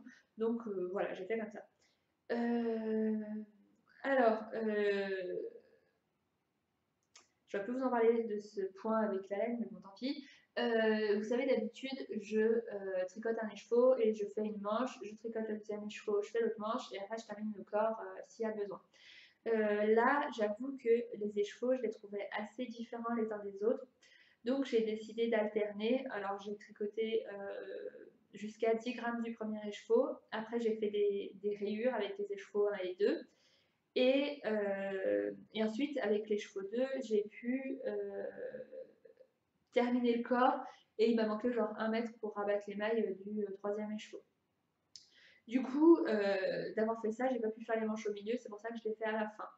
Mais bon, franchement, ça a été parce que comme il y avait le petit twist de la maille glissée sur le corps du gilet, finalement, il est bien passé. Et puis le corps est assez court, contrairement à d'autres gilets. Donc voilà, ça m'a pas dérangé. Le patron, il est en anglais du coup, et moi je l'ai trouvé assez succinct quoi. C'est pas Marie-Amélie où on est guidé, pris par la main, etc. quoi. Ouais, c'est assez succinct. Du coup, sauf si vous êtes très à l'aise avec l'anglais, je vous le conseille pas forcément si vous débutez, si c'est un de vos premiers gilets. Ouais, même pour un premier gilet en anglais, il y a des patrons, on est un peu plus guidé quoi. Donc voilà. Donc voilà pour ce gilet que j'ai hâte de finir, mais bon là il en reste pas beaucoup. En fait ça va être mon projet là que je vais finir. Comme ça après je pourrais reprendre sur mon voilier. Parce qu'en fait concrètement faire deux manches bleu marine, tu vois. Vous voyez, c'est deux gilets bleu marine qui ont des constructions raglan assez similaires. Donc concrètement j'ai fini le Winterfell, comme ça, j'ai pas l'impression de faire deux fois la même chose. Et du coup, j'ai mis mon projet sur lequel j'étais pas mal au dodo pour finir le Winterfell. Et donc, le projet sur lequel j'ai été pas mal et que maintenant j'ai mis au dodo, c'est le Inara Wrap de Amber O'Brien. Donc voilà, oui, ça rend super bien à la caméra. Je l'avais jamais bien vu déplier comme ça.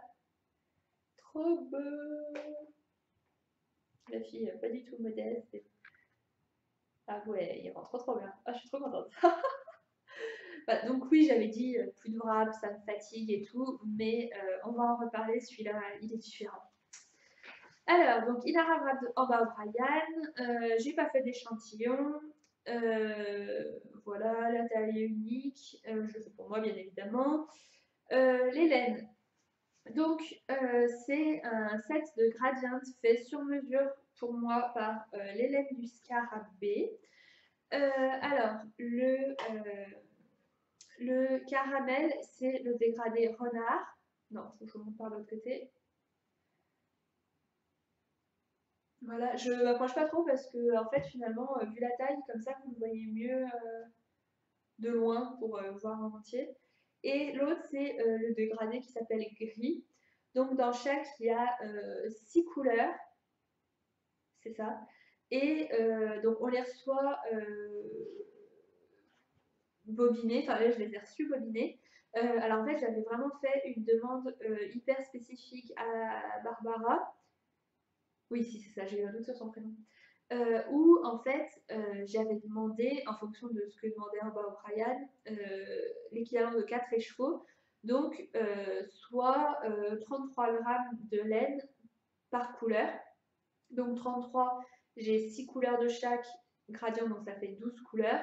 Donc 12 fois 3, fois 33 grammes, je veux dire, ça fait 4 écheveaux. Du coup, j'ai demandé à Barbara de prendre 4 écheveaux et de chacun les couper en 3 et de faire le gradient comme ça. Comme ça, elle fait les laines au poids si on veut. Enfin, pas vraiment au poids, mais il me semble que en dessous de 20 grammes, elle ne fait pas parce que les couleurs sont pas assez fidèles. Enfin, elle ne ressemble pas à celle qu'elle a dans son catalogue finalement. Mais au-dessus, elle fait. Et là, bah, moi, je trouvais que c'était bien parce que ça évitait qu'il lui reste un petit bout de laine sur les bras. Donc voilà. Et franchement, le dégradé, il est magnifique. Hein. Enfin, j'avoue qu'au début, j'ai commencé à tricoter le soir et je me disais, purée, on ne voit pas la différence de couleur, ça va pas être joli entre le 1 et le 2. Après le 3, il va peut-être être beaucoup plus clair et ça va pas être. Ça va pas aller. Et en fait, c'est hyper subtil, mais c'est hyper beau, quoi. Enfin, Enfin, en tout cas, le dégradé renard, il est superbe. Le gris aussi, j'en doute pas, mais il faut que j'avance pour finir et pour vous le dire. Donc on les reçoit, comme je vous disais, bobinés avec une petite étiquette autour. J'en ai des qui sont presque pas entamés, je peux vous montrer. Donc voilà, comme ça. Et le seul tout petit reproche que je pourrais faire, donc chaque coloris n'a pas de nom, c'est le dégradé gris et le dégradé renard. Et en fait, moi, je les ai numérotés parce que le dégradé est tellement bien fait et tellement subtil que je me suis dit que si je les mélangeais, j'allais, surtout si je les tricotais le soir, je risquais de faire une boulette. Donc j'ai rajouté voilà, des petits chiffres au crayon à papier, là, je ne sais pas si vous voyez, mais voilà, pour les différencier les uns des autres. Le Inara Wrap, qui est quand même très très beau. Alors, donc comme tous les wraps de en bas, c'est toujours pareil. Donc là, ce wrap, il est constitué finalement d'une section de point mousse et d'une section de dentelle. Et on répète toujours la même chose jusqu'à la fin. Donc c'est toujours pareil, hein. Mais celui-ci, il n'est pas monotone par rapport à tous les autres que j'ai pu faire. Parce que en fait, on est motivé par le gradient. Pardon, j'essaie de caler mon truc. Voilà. Du coup, bah voilà, en fait, le fait d'enchaîner les différentes couleurs, on est motivé et ça permet aussi de bien, comment dire, de bien se visualiser quand on a fait la moitié, quand on a fait le quart, quand on a fait le tiers, et du coup, on se voit vraiment avancer. Donc là, moi, j'ai fait les trois quarts. Il me reste trois sections de gris et j'ai terminé, sachant que là, en ce moment, je tricote pas mal. Je dois peut-être pouvoir arriver à faire une section par jour, ou alors peut-être 4 jours pour les 3 sections qui me restent. Donc là, globalement, je pourrais finir d'ici la fin de la semaine. Sauf que c'est ce que je vous disais tout à l'heure. Je vais privilégier de terminer mon Winterfell. Et en fait, je l'ai mis lui au dodo quand j'avais fini exactement l'équivalent de 3 échauds. Enfin là, voilà, je me suis arrêtée à la fin d'une section de 3, donc qui représente un échaud. Et comme ça, je peux mettre un point de moins pour le stage flow contrôle. Et comme ça, j'arrête sur une fin d'échaud précise, quoi. On en reparlera tout à l'heure. Donc voilà. Alors, pour parler un petit peu de la dentelle, bah, c'est les dentelles de en bas, quoi. Elles sont chouettes parce que elles sont, enfin moi je les trouve très jolies. C'est un motif géométrique. Et en fait, ce qui est bien, c'est qu'elles se retiennent hyper facilement parce que là, dans ce modèle, c'est deux rangs. Ouais, on répète deux rangs. Globalement, c'est à peu près toujours les deux mêmes rangs qui donnent cette dentelle. Donc, c'est super simple à retenir. Enfin, voilà, c'est vraiment facile à faire. C'est juste des jetés, des mailles ensemble ou des SSK. Mais voilà, c'est pas compliqué. Par contre, ouais, j'ai deux petits bémols sur la conception de ce châle. Alors, la première, je pense que vous allez la voir, c'est au milieu. Alors, vous voyez, quand on passe du dégradé renard au dégradé gris, il n'y a pas de. Alors, c'est où? Il n'y a pas de. Non, je pars dans le mauvais sens, pardon. Il n'y a pas de. Il manque une ligne en fait. Donc, elle est faite, on la voit quand je vous le mets près comme ça. Alors, attendez, je vais lever. Voilà, on la voit quand je vous le mets près comme ça. Alors, c'est de quel côté, pardon? Voilà, on la voit comme ça qu'il y a une ligne de point mousse, mais dès qu'on s'éloigne, on ne voit plus. Et là, on dirait qu'en fait, il n'y a pas de. Là, plutôt, on dirait, voilà, en fait, il n'y a pas de ligne. Donc, il a fallu penser à quelque chose. Parce que du coup, voilà, on fait l'aller-retour en point mousse de la couleur contrastante, on va dire. La plus grosse section de point mousse avec la couleur principale, la section avec la couleur contrastante. Et du coup, là, au milieu, en fait, ça ne peut pas marcher. Du coup, j'ai réfléchi comment faire. Au début, je voulais, et j'aurais peut-être dû mettre dans. Alors, qu'est-ce que je voulais faire? Je ne me rappelle plus. Si, de mettre à la fin de la section de dentelle, celle-ci, de mettre une barre de point mousse avec le gris clair et après la barre de point mousse avec le dégradé renard pour voir. Et du coup, j'ai pas fait, enfin, je savais pas trop. Donc, j'ai fait comme c'est dit, mais c'est vrai qu'en plus, ça tombe en plein milieu et c'est pas. Voilà, il manque un truc quoi. Et le deuxième truc qui, je pense, va me déranger, mais on en reparlera quand le châle sera terminé, c'est qu'on fait une section de point mousse, une section de dentelle, une section de point mousse, une section de dentelle, et ainsi de suite. Du coup, on va finir par une section de dentelle. Donc, je pense que ça va rouloter, enfin je sais pas trop ce que ça va donner. On verra, parce que du coup c'est du laser la dentelle. Donc on verra, en tout cas là sur les aiguilles ça roulote pas, mais après voilà il y a les aiguilles dessus, donc à voir une fois que ce sera rabattu. Mais bon globalement, enfin le petit truc du milieu là ça me dérange pas tant que ça, le châle quand il va être porté on verra pas forcément. Par contre le fait que ça roulote au bout ça je suis pas fan. Donc on verra, au pire je rajouterai du point mousse, mais je sais pas s'il me restera de la laine parce que en fait il reste ça à la fin de chaque section, une fois que j'ai tout tricoté. Donc voilà, il reste vraiment pas beaucoup.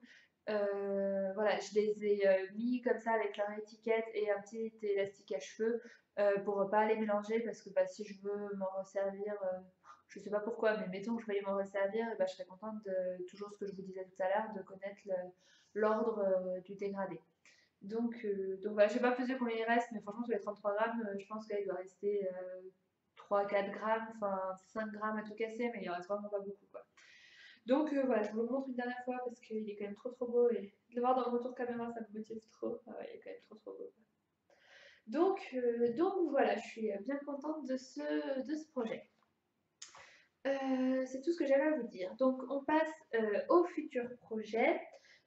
Donc j'en ai qu'un parce que je vais essayer, donc ce que je vous disais tout à l'heure, de me recentrer, de diminuer mon nombre d'encours, essayer de revenir monoprojet de préférence, enfin on s'entend hein, avec un projet officiel, un projet officieux, mais du coup voilà, de moins me disperser. Donc là voilà, je voudrais finir mon échantillon que j'ai en cours, comme ça j'en parle plus pour le moment de la couverture d'échantillon, je récupère mon câble et mes aiguilles. Et puis je l'alimenterai avec des échantillons de mes futurs projets et pas. Pour le moment, j'ai pas envie de tricoter des échantillons juste pour mettre dans cette couverture, donc voilà, je m'écoute, hein, je le mettrai un peu de côté. Sachant que, ah oui, je vous l'ai pas dit, je reviens un tout petit peu en arrière. J'ai sélectionné dans ma boîte à restes des restes qui allaient bien ensemble. Donc du coup, qu'est-ce que j'en ai fait? Ce qui explique que le pochon, voilà, c'est celui que m'avait offert Happy Sweet Peach Factory. Il est un peu gros, mais dedans, voilà, il y a la couverture, plein de restes, les pelotes pour l'assemblage. Oui, je vous ai pas dit, les pelotes pour l'assemblage, j'utilise de la Baby Merino. Voilà, donc je sais pas trop quoi faire et ça me permettra peut-être de faire une bordure parce que j'ai pas mal de pelotes comme ça et le coloris c'est le 22, c'est un gris clair mix.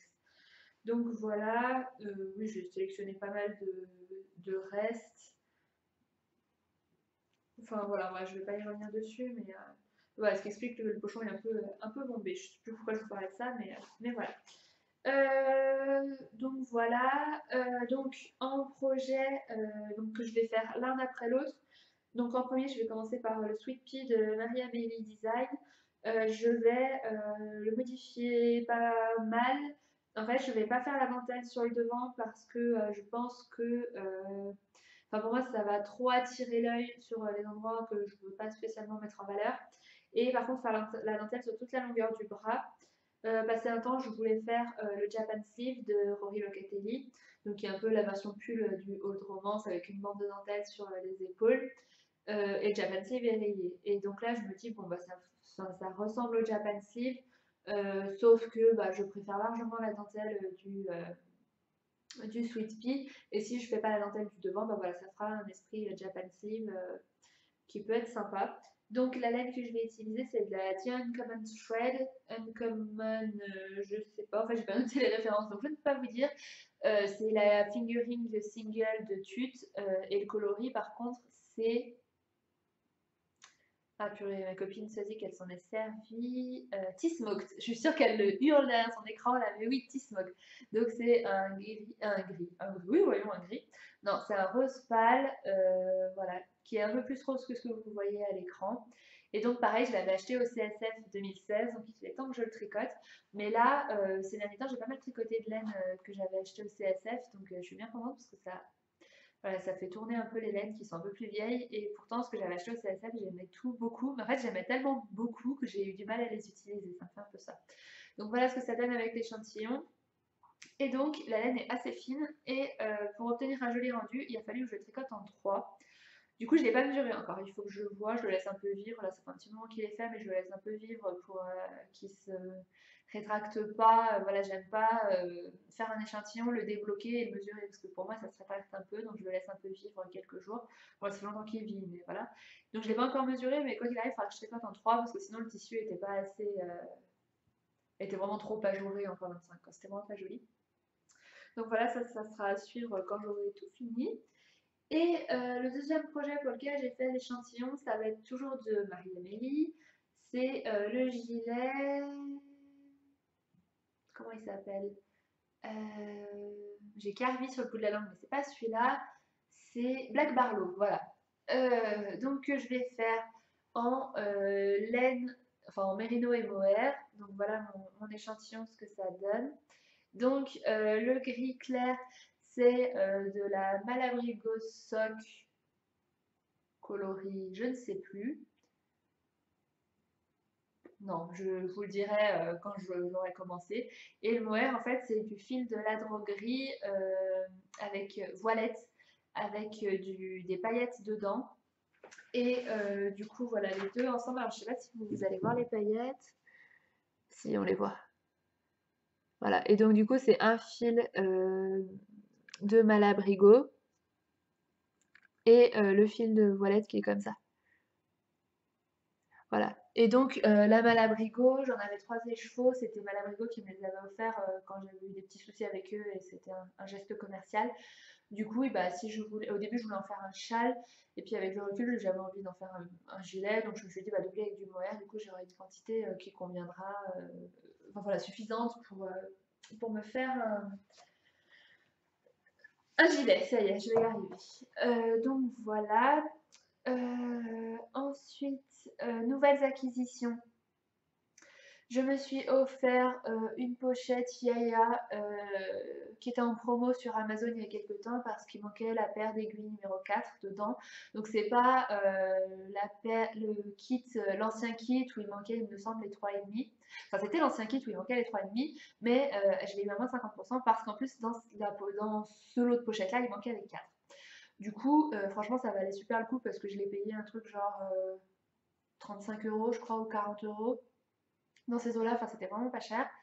Et du coup, pour remplir un peu ma pochette, parce que du coup, sans le 3,5 et sans le 4, du coup, il y avait 3, 3,25 et 3,75 dans ce dans quoi je me sers, mais bon, 3,5 et 4, j'en avais quand même pas mal besoin. Du coup, j'ai fait une commande chez Laine et Tricot, où j'ai acheté aussi 2,25, 2,5, 2,75, 3,5 et 4 du coup.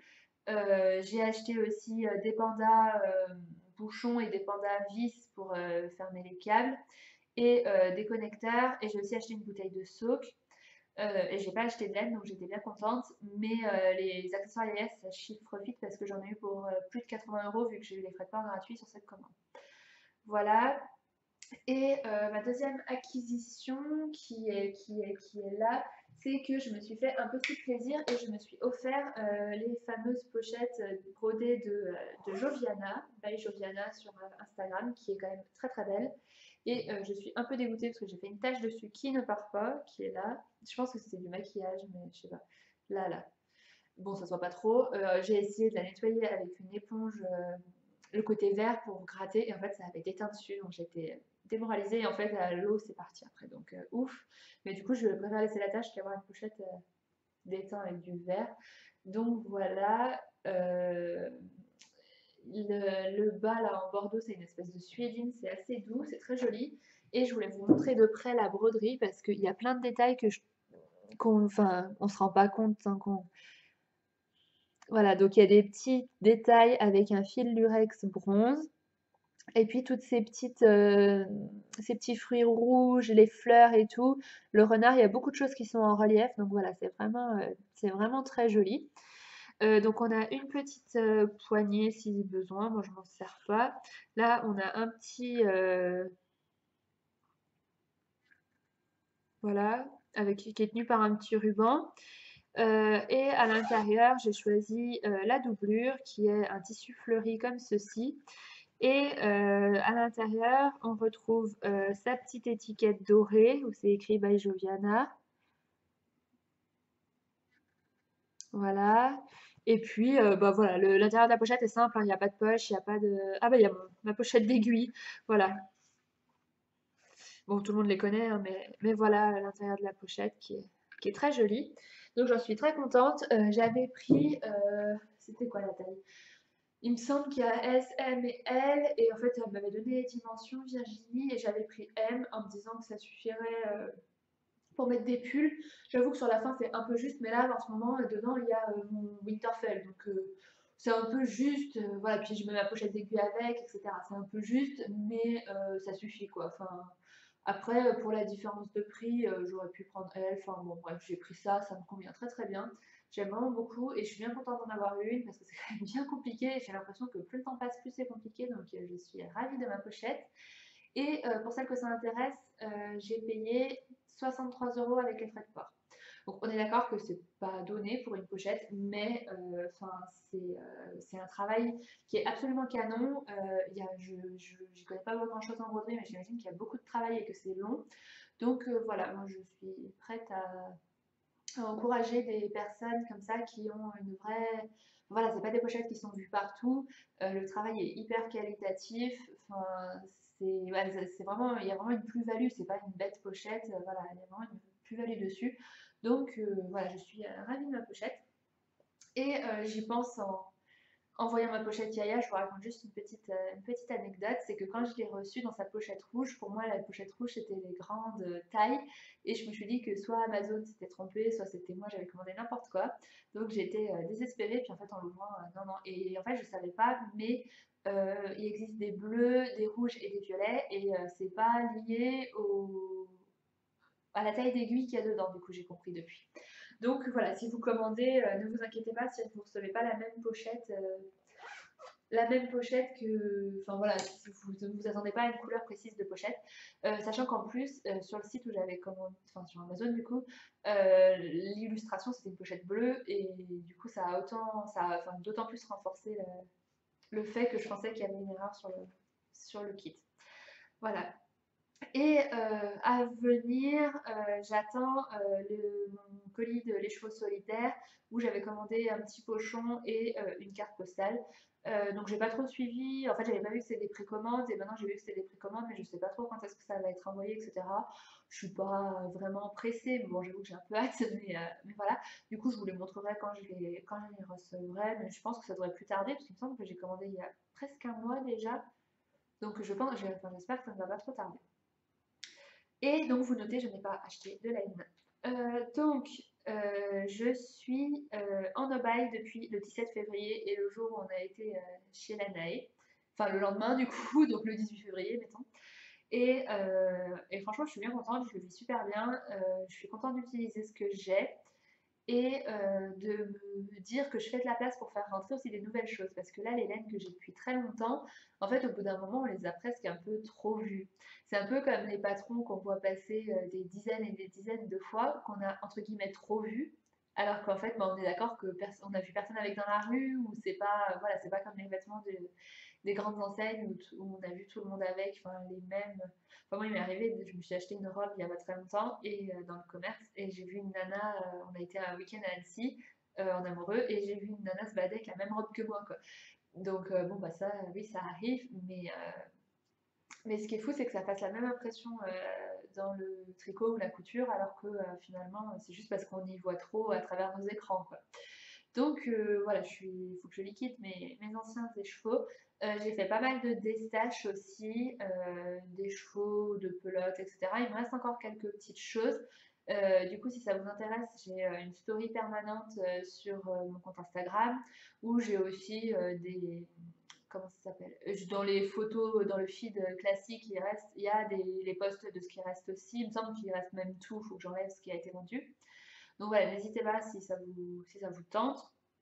Il reste des laines de Maison Corlaine notamment qui attendent que d'être adoptées. Voilà.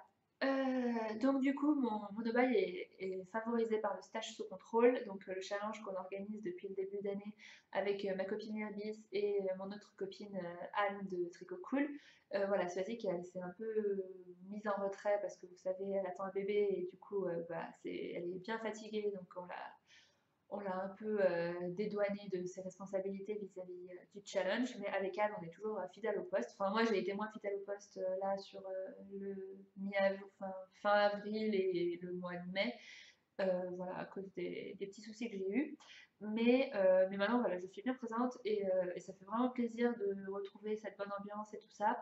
Et je regrette presque de ne pas être venue quand j'allais pas bien parce qu'en fait, finalement, c'est vraiment un groupe, vraiment, on est soudés, enfin, ça fait vraiment plaisir, on s'entraide, on se conseille, on se soutient aussi pour éviter de craquer. Alors tout le monde n'est pas aussi radical que moi et ne s'impose pas un no-buy. Moi, je me l'impose, j'aimerais le faire durer au moins jusque mi-août, ça ferait 6 mois, et ça correspond à mon retour de vacances. Donc je me dis, il faut juste bien se tenir jusque mi-juillet, et après en vacances, de toute manière, je ne vais pas craquer. Donc, bon, je me dis que ça peut le faire. Bon, après, si j'y arrive pas, j'en ferai pas un drame. Mais je me dis que pour le moment, je le vis très bien et que si j'y arrive, eh ben, j'aimerais bien même continuer, même après. Enfin, voilà, tant que j'ai pas de besoin. Et puis de raisonner et de plus faire des gros craquages comme j'ai pu faire, mais me faire peut-être plus un petit plaisir de temps en temps, m'acheter une quantité pull, voilà, j'aimerais bien, en fait, mon idéal serait de tricoter à flux tendu et d'acheter une quantité pull quand je vais commencer le pull d'avant, par exemple. Le temps que ce soit teint, envoyé, etc. Bon, sauf que de là à ce que j'ai de mon stage, on n'y est pas. Mais par exemple, j'aimerais bien arriver à un idéal où je me tricote par exemple 3 projets et je me rachète pour en faire un, par exemple. Mais là, j'aimerais bien vider et au moins, ce que je vous disais, faire snowball jusqu'au mois d'août, voire plus tard si je le vis toujours aussi bien. Et du coup, pour le stage sous contrôle, en fait, moi, ce que j'ai beaucoup apprécié, c'est que chacune arrive à un cheminement, à une réflexion personnelle sur sa consommation. Et du coup, il y en a certaines qui l'ont exposé, du coup, ça permet nous de réfléchir, de se remettre en question, etc. Et c'est vraiment quelque chose qui est enfin voilà, qui nous aide à réfléchir et qui, moi, m'a amené à toutes les réflexions que je viens de vous faire sur le fait que j'avais envie de craquer de manière plus raisonnable, de là pour l'instant vider mon stage pour utiliser ce que j'ai depuis très longtemps et que je commence à avoir trop vu. Donc voilà, c'est vraiment un chouette groupe finalement et le challenge c'est presque devenu accessoire finalement. Enfin si, on est quand même toutes très contentes de se compter des -1 et, euh, et voilà, et de délire, enfin de faire les podiums, etc., de voir qui craque complètement et qui réussit. Et là, je suis bien contente parce que pour le mois de mai, j'ai réussi à être sur le podium en 3e place des Miss des stages. Donc voilà, ça fait plaisir. Ça fait un peu bizarre en tant qu'organisateur. Après, voilà, je vous rassure tout de suite, les lots qu'il y a en jeu ne m'iront pas, enfin, je n'y prétends pas du tout. Mais pour ma satisfaction personnelle, j'aime aussi beaucoup, enfin voilà, je suis assez compétitrice comme fille et j'ai bien envie de réussir ce challenge. Donc, voilà, je suis très contente d'être en 3e place, mais si j'y reste, mes éventuels gains iront bien sûr à la 4e. C'est évident. Donc je voulais vous parler aussi des sponsors qu'il y aura pour le 2e trimestre qui se termine là fin juin. Alors, donc en termes de sponsors pour le 2e trimestre, nous allons avoir Marie-Amélie Design qui offrira un patron ainsi que Atelier Émilie. Donc les patrons, comme au premier trimestre, seront offerts aux Miss Stash, donc celles qui ont le plus accumulé finalement, qui ont eu le plus gros score positif. Et pour les 3 premières Miss des Stash, donc elles seront gâtées par Hélène Vilaine, par Madeleine et Philibert et par By Simone, qui offriront chacune un écheveau. Voilà, donc pour les sponsors, vous pouvez vous inscrire, vous pouvez toujours vous inscrire, vous pouvez participer les mois qui vous intéressent. Donc, si voilà, vous avez envie de participer, mais que par exemple au mois de juillet, vous partez un mois et que vous n'avez pas le temps de participer, et eh ben c'est pas grave. La seule chose qu'on impose, c'est d'avoir participé les 3 mois pour participer à l'élection des Miss à la fin du trimestre. Donc là, pour juin, il faudra avoir joué sur avril, mai et juin.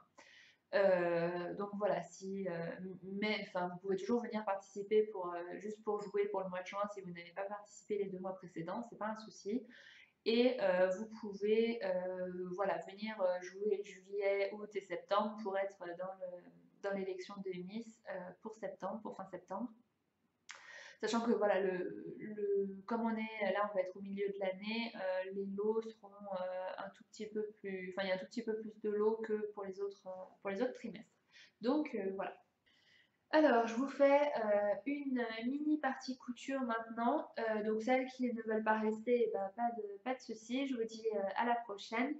Je vais essayer de tourner un tout petit peu plus régulièrement maintenant. Et pour les autres, vu le temps que va déjà durer le podcast et voilà, je vais juste vous les présenter assez brièvement et on va pas passer 3 heures dessus. J'ai laissé tomber un éventuel ordre chronologique, etc. Donc voilà. Alors, non, je ne vais pas commencer par ceux qui sont sur cintre parce qu'en plus ils sont un peu mouillés. Alors, je vais commencer par vous présenter un des plus vieux que j'ai fait, c'est le top Linette de MLM qui est bien froissé et sur lequel mon chat a dû dormir vu les quantités de poils qu'il y a dessus. Non, je pense que c'est plutôt dans la machine parce que du coup, bah, comme il y a des poils de chat sur tous les vêtements, ça fait des bourres dans la machine. Donc, bon, bah, tout le monde le connaît, je vais pas les essayer là par contre, hein. Le top Linette. Donc, c'est un plumpetit rose vif.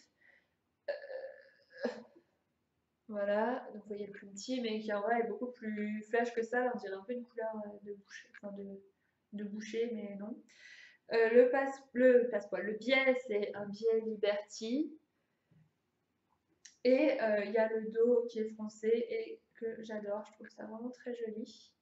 Donc voilà, et le dos est un peu plus long que le dos est un peu plus long que le devant, oui, et il y a une fente comme ceci qui est assez facile à faire. Le patron est très bien expliqué, donc ça ne pose pas de difficulté. Voilà, j'aime beaucoup ce patron, je suis en train de m'en refaire un en léopard, parce que j'avoue que ce rose, j'ai pas encore eu trop l'occasion de le porter, et en plus il se froisse beaucoup. Donc voilà, à voir, mais c'est un patron que j'aime bien et que je compte refaire. Ensuite, juste avant la linette, d'ailleurs, je me suis fait une Réna de Pauline Alice, donc là ma mère m'a aidée parce que c'était quand même un peu difficile. Donc pareil, le tissu se froisse pas mal, et elle est un peu courte à mon goût.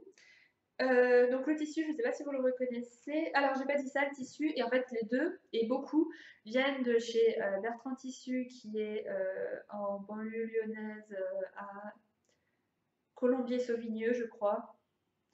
Voilà, en fait c'est les fameuses personnes qui vont sur les marchés là où habite ma mère, et, euh, et qui ont un grand hangar du coup à Colombier-Sauvigneux, qui ouvre 2 fois par an pour les portes ouvertes. Et donc ça, je l'ai acheté aux portes ouvertes du mois de mai. Parce que j'y suis allée, j'ai acheté pas mal de tissus. Je vous les montre pas parce que c'est pas très intéressant. Et en plus, ils sont chez ma mère.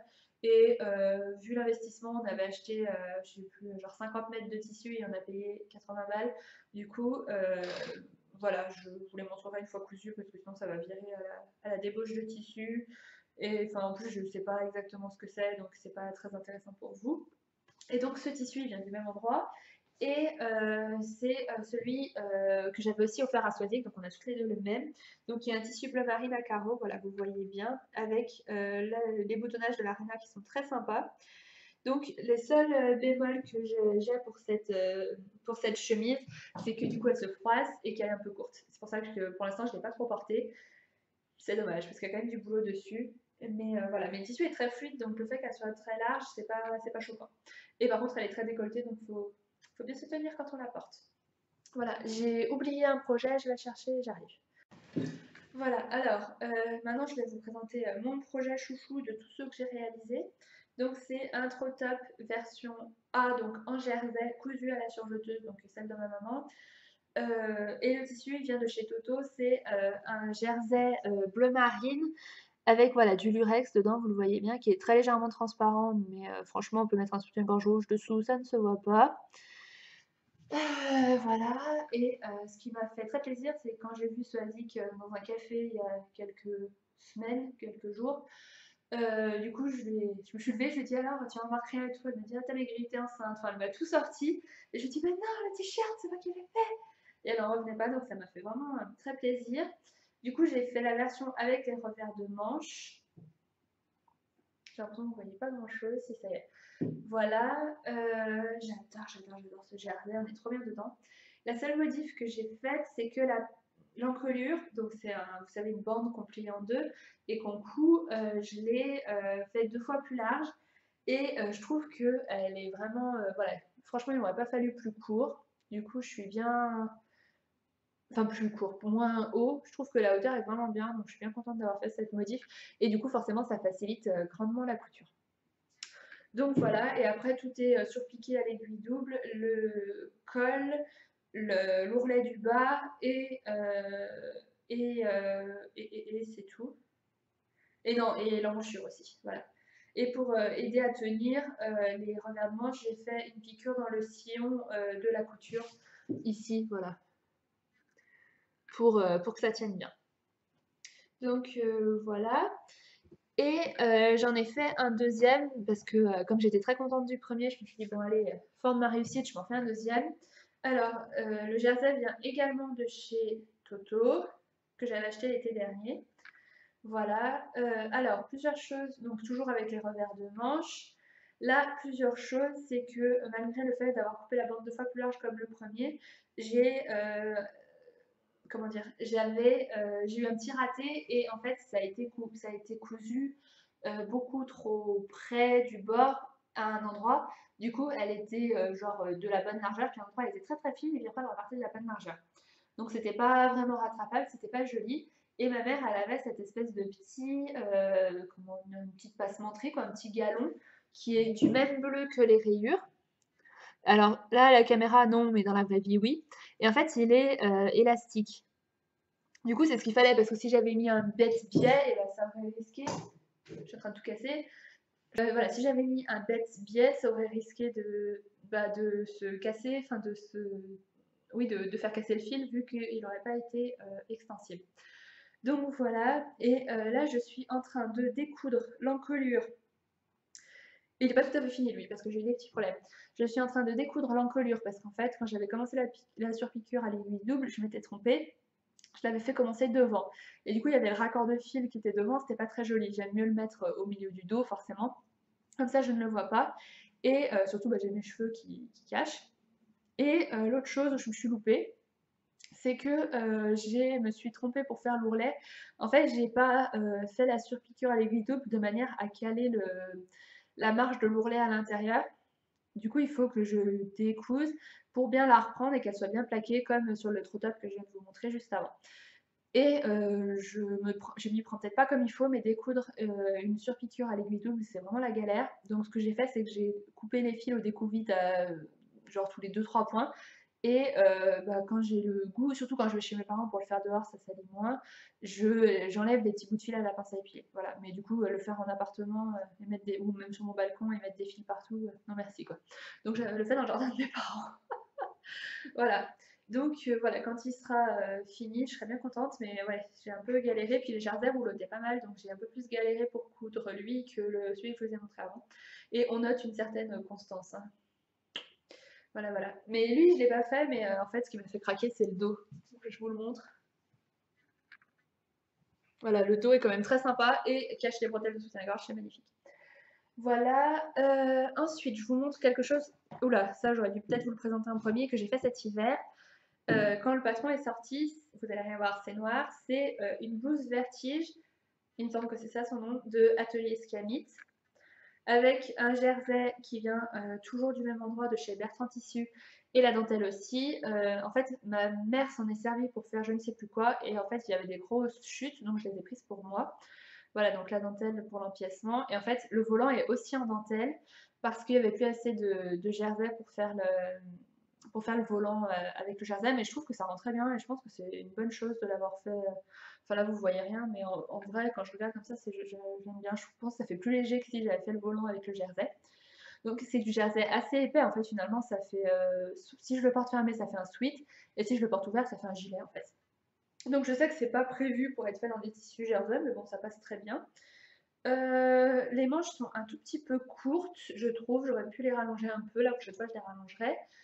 Elles étaient un peu larges, donc je les ai repassées dans la surjeteuse pour enlever, je sais pas, 1 cm ou 1,5 cm. Je me rappelle plus exactement parce que ça fait très longtemps. Mais du coup, voilà, maintenant c'est mieux. Et à l'encolure, j'ai mis un biais parce que voilà, avec la dentelle, bah, un biais à cheval parce qu'il n'y a pas bien le choix. Et tout à l'heure, je vous disais que sur la prochaine version, j'allongerai les manches, mais non, en fait, je vais faire une version sans manches. J'ai vu ça sur Instagram et ça me plaît beaucoup. Du coup, juste voilà, avec les petits volants sur les épaules et pas de manches. Voilà, c'est mon idée. Ensuite, alors, j'ai cousu un top leaf quand le patron est sorti aussi. Avec ça, c'est un coton très fin, toujours de Bertrand Tissu, que ma mère avait acheté au marché pour elle et que bah, j'ai récupéré pour moi. Alors, je suis désolée, il est plein de plis parce que il sort de la machine en fait. Je l'ai lavé hier soir, du coup, il est à peine sec. Donc voilà, il est pas repassé. Pas que je repasse particulièrement mes vêtements, mais là il est quand même très froissé. Je l'aurais repassé pour le podcast s'il avait été sec avant. Et du coup, c'est un tissu vert un peu sapin avec des petits renards blancs qui sont trop trop beaux. Voilà, j'ai l'impression que vous voyez un peu plus bleu qu'il n'est. Mais en vrai, il est vert, ouais, vert sapin. Et j'adore.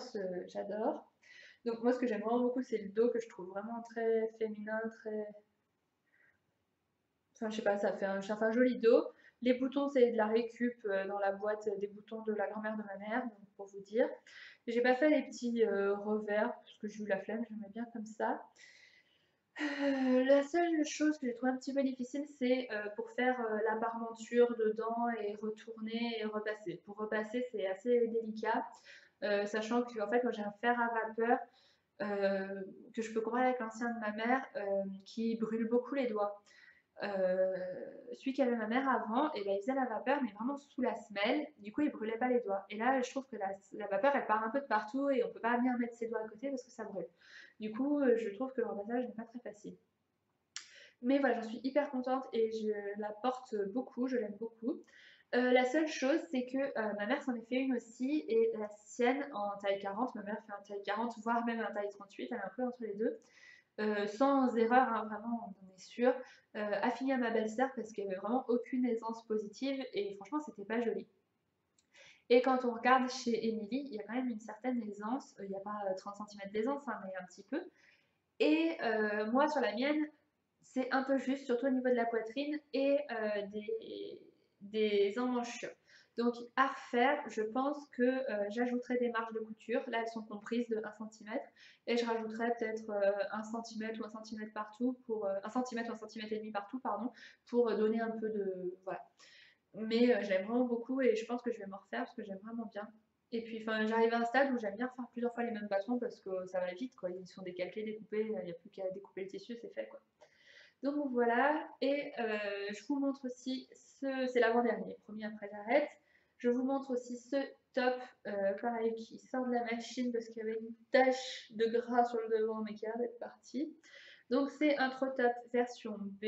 J'aurais pu faire les revers de manche, ça aurait été joli. Donc ça, je ne sais pas si vous allez vous en rappeler, je l'ai commencé en octobre 2017.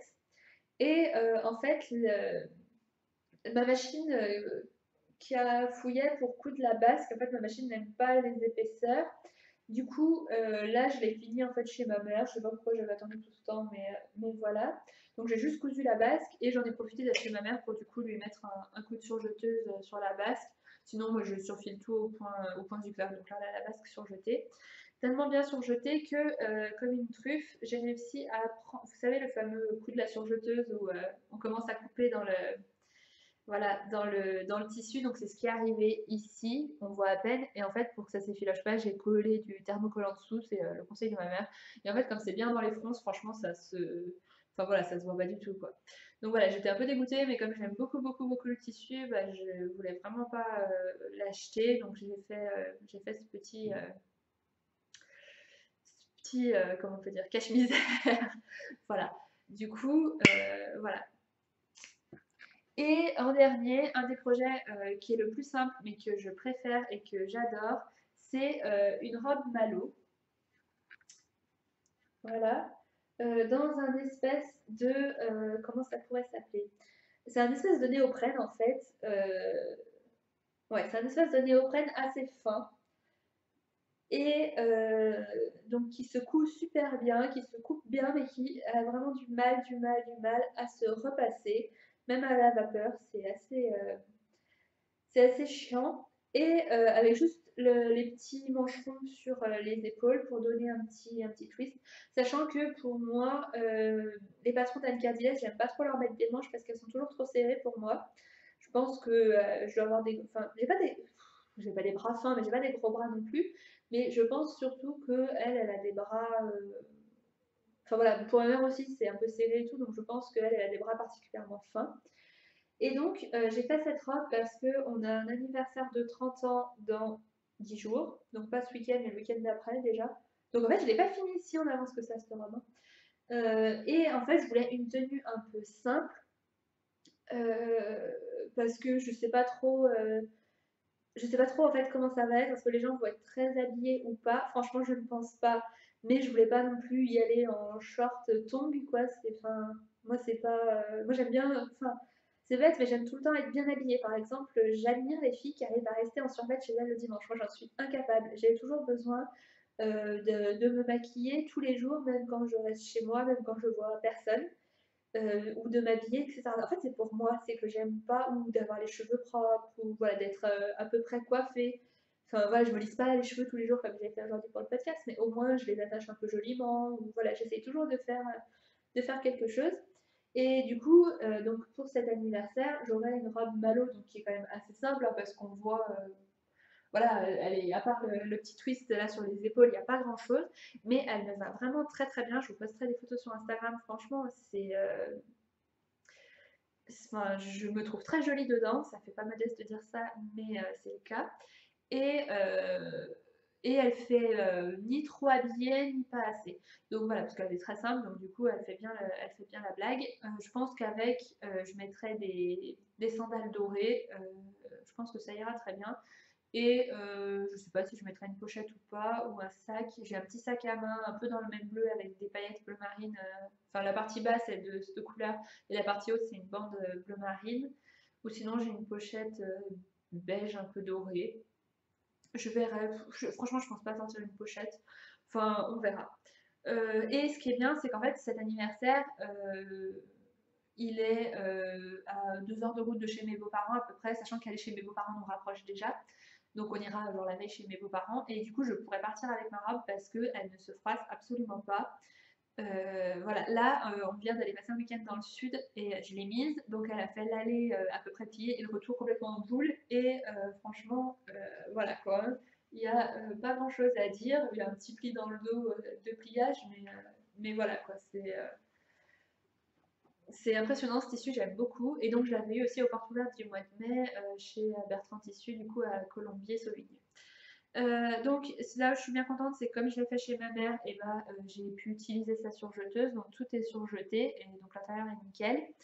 Là, la parmenture, elle tenait pas très bien plaquée, donc sur le devant, ça se plaque contre ma poitrine, enfin contre mon là quoi, et du coup, elle tient, ça va, mais le dos, ça rebiquait vraiment. Du coup, on a mis une étiquette que ma mère s'était fait faire pour elle. Dessus, c'est marqué le petit atelier couture créative, c'est elle qui avait choisi. Mais en plus, l'écriture est bleue, donc voilà, je trouve que ça va bien avec. Et je vous parle juste d'une petite modification que j'ai faite pour qu'elle m'aille très bien. Par rapport à ma première robe Malo. Ma première robe Malo, je n'ai pas fait de modification, mais quand je m'assois, elle tire aux hanches. Toujours les mêmes, on a toujours à ces problèmes de hanches. Et, euh, et du coup, là, je l'ai fait évaser. J'ai rajouté 3 cm en bas, 1,5 cm à la taille et après la poitrine rien. Et donc en fait, juste sur mon tissu, j'ai tracé un trait comme ça et je l'ai marqué sur la pochette pour refaire la même modif si je me refais cette robe. Enfin, et je me la referai parce que j'aime vraiment beaucoup. Enfin, finalement, ma mère, elle est toujours adepte du simple et moi, je dis ah non, j'aime bien quand ça fait un peu plus habillé, quand il y a des volants, des nœuds dans le dos, des décolletés dans le dos, des trucs. Et finalement, ouais, il y a des petits mancherons, mais qui sont pas vraiment des volants. Mais franchement, voilà, accessoirisée, elle est magnifique, quoi. Donc voilà, je suis ravie de cette robe. Donc voilà, après voilà, c'est un peu la même couleur que le Sirva, c'est un bleu qui est un peu pétant, qui plaît pas à tout le monde, mais moi j'aime beaucoup et je trouve que ça me va bien. Voilà, on en a fini avec cet épisode de podcast. Donc voilà, j'essaierai de revenir un peu plus tôt pour avoir moins de choses à vous montrer la prochaine fois. Je pensais pas avoir autant de choses à dire en couture et enfin je me sens pas très à l'aise avec le fait de parler en couture et puis là je trouve que je me suis pas trop mal débrouillée. Enfin je vous ai dit ce que j'avais à dire et ce que j'avais fait donc je suis bien contente. En futur projet couture, je n'ai aucune idée. J'ai vraiment du mal par rapport à comme en tricot à prévoir ce que je vais faire en couture. C'est-à-dire que je regarde mes patrons, je regarde mes tissus et sur le moment, sur l'instant T, je décide ce que je fais. J'arrive pas à me projeter. Sachant que globalement, j'achète toujours 1,50 m ou 2 m parce que la majorité de mes tissus viennent du coup de chez Bertrand Tissus qui les vend 1 ou 2 euros le mètre. Donc pour ce prix-là, je ne me pose pas de questions, je prends 1,50 m ou 2 m, comme ça j'ai toujours de quoi faire. Et comme ça, bah, voilà, je pioche à l'instant voulu et je couds. Enfin, je découpe d'abord et je couds. Donc voilà, j'ai été très contente de vous retrouver. Je vais aller faire le montage et je vais essayer de vous mettre en ligne. J'arrive plus à parler. Je vais essayer de vous mettre en ligne cette vidéo assez rapidement. Et j'essaye de revenir un podcast tous les 15 jours. J'aimerais bien essayer de revenir à ce rythme-là. Mais il faut voilà, que ça suive à côté le tricot et la couture pour avoir des choses à vous dire. Donc voilà, je vous fais plein de gros bisous et je vous dis à très vite. Salut!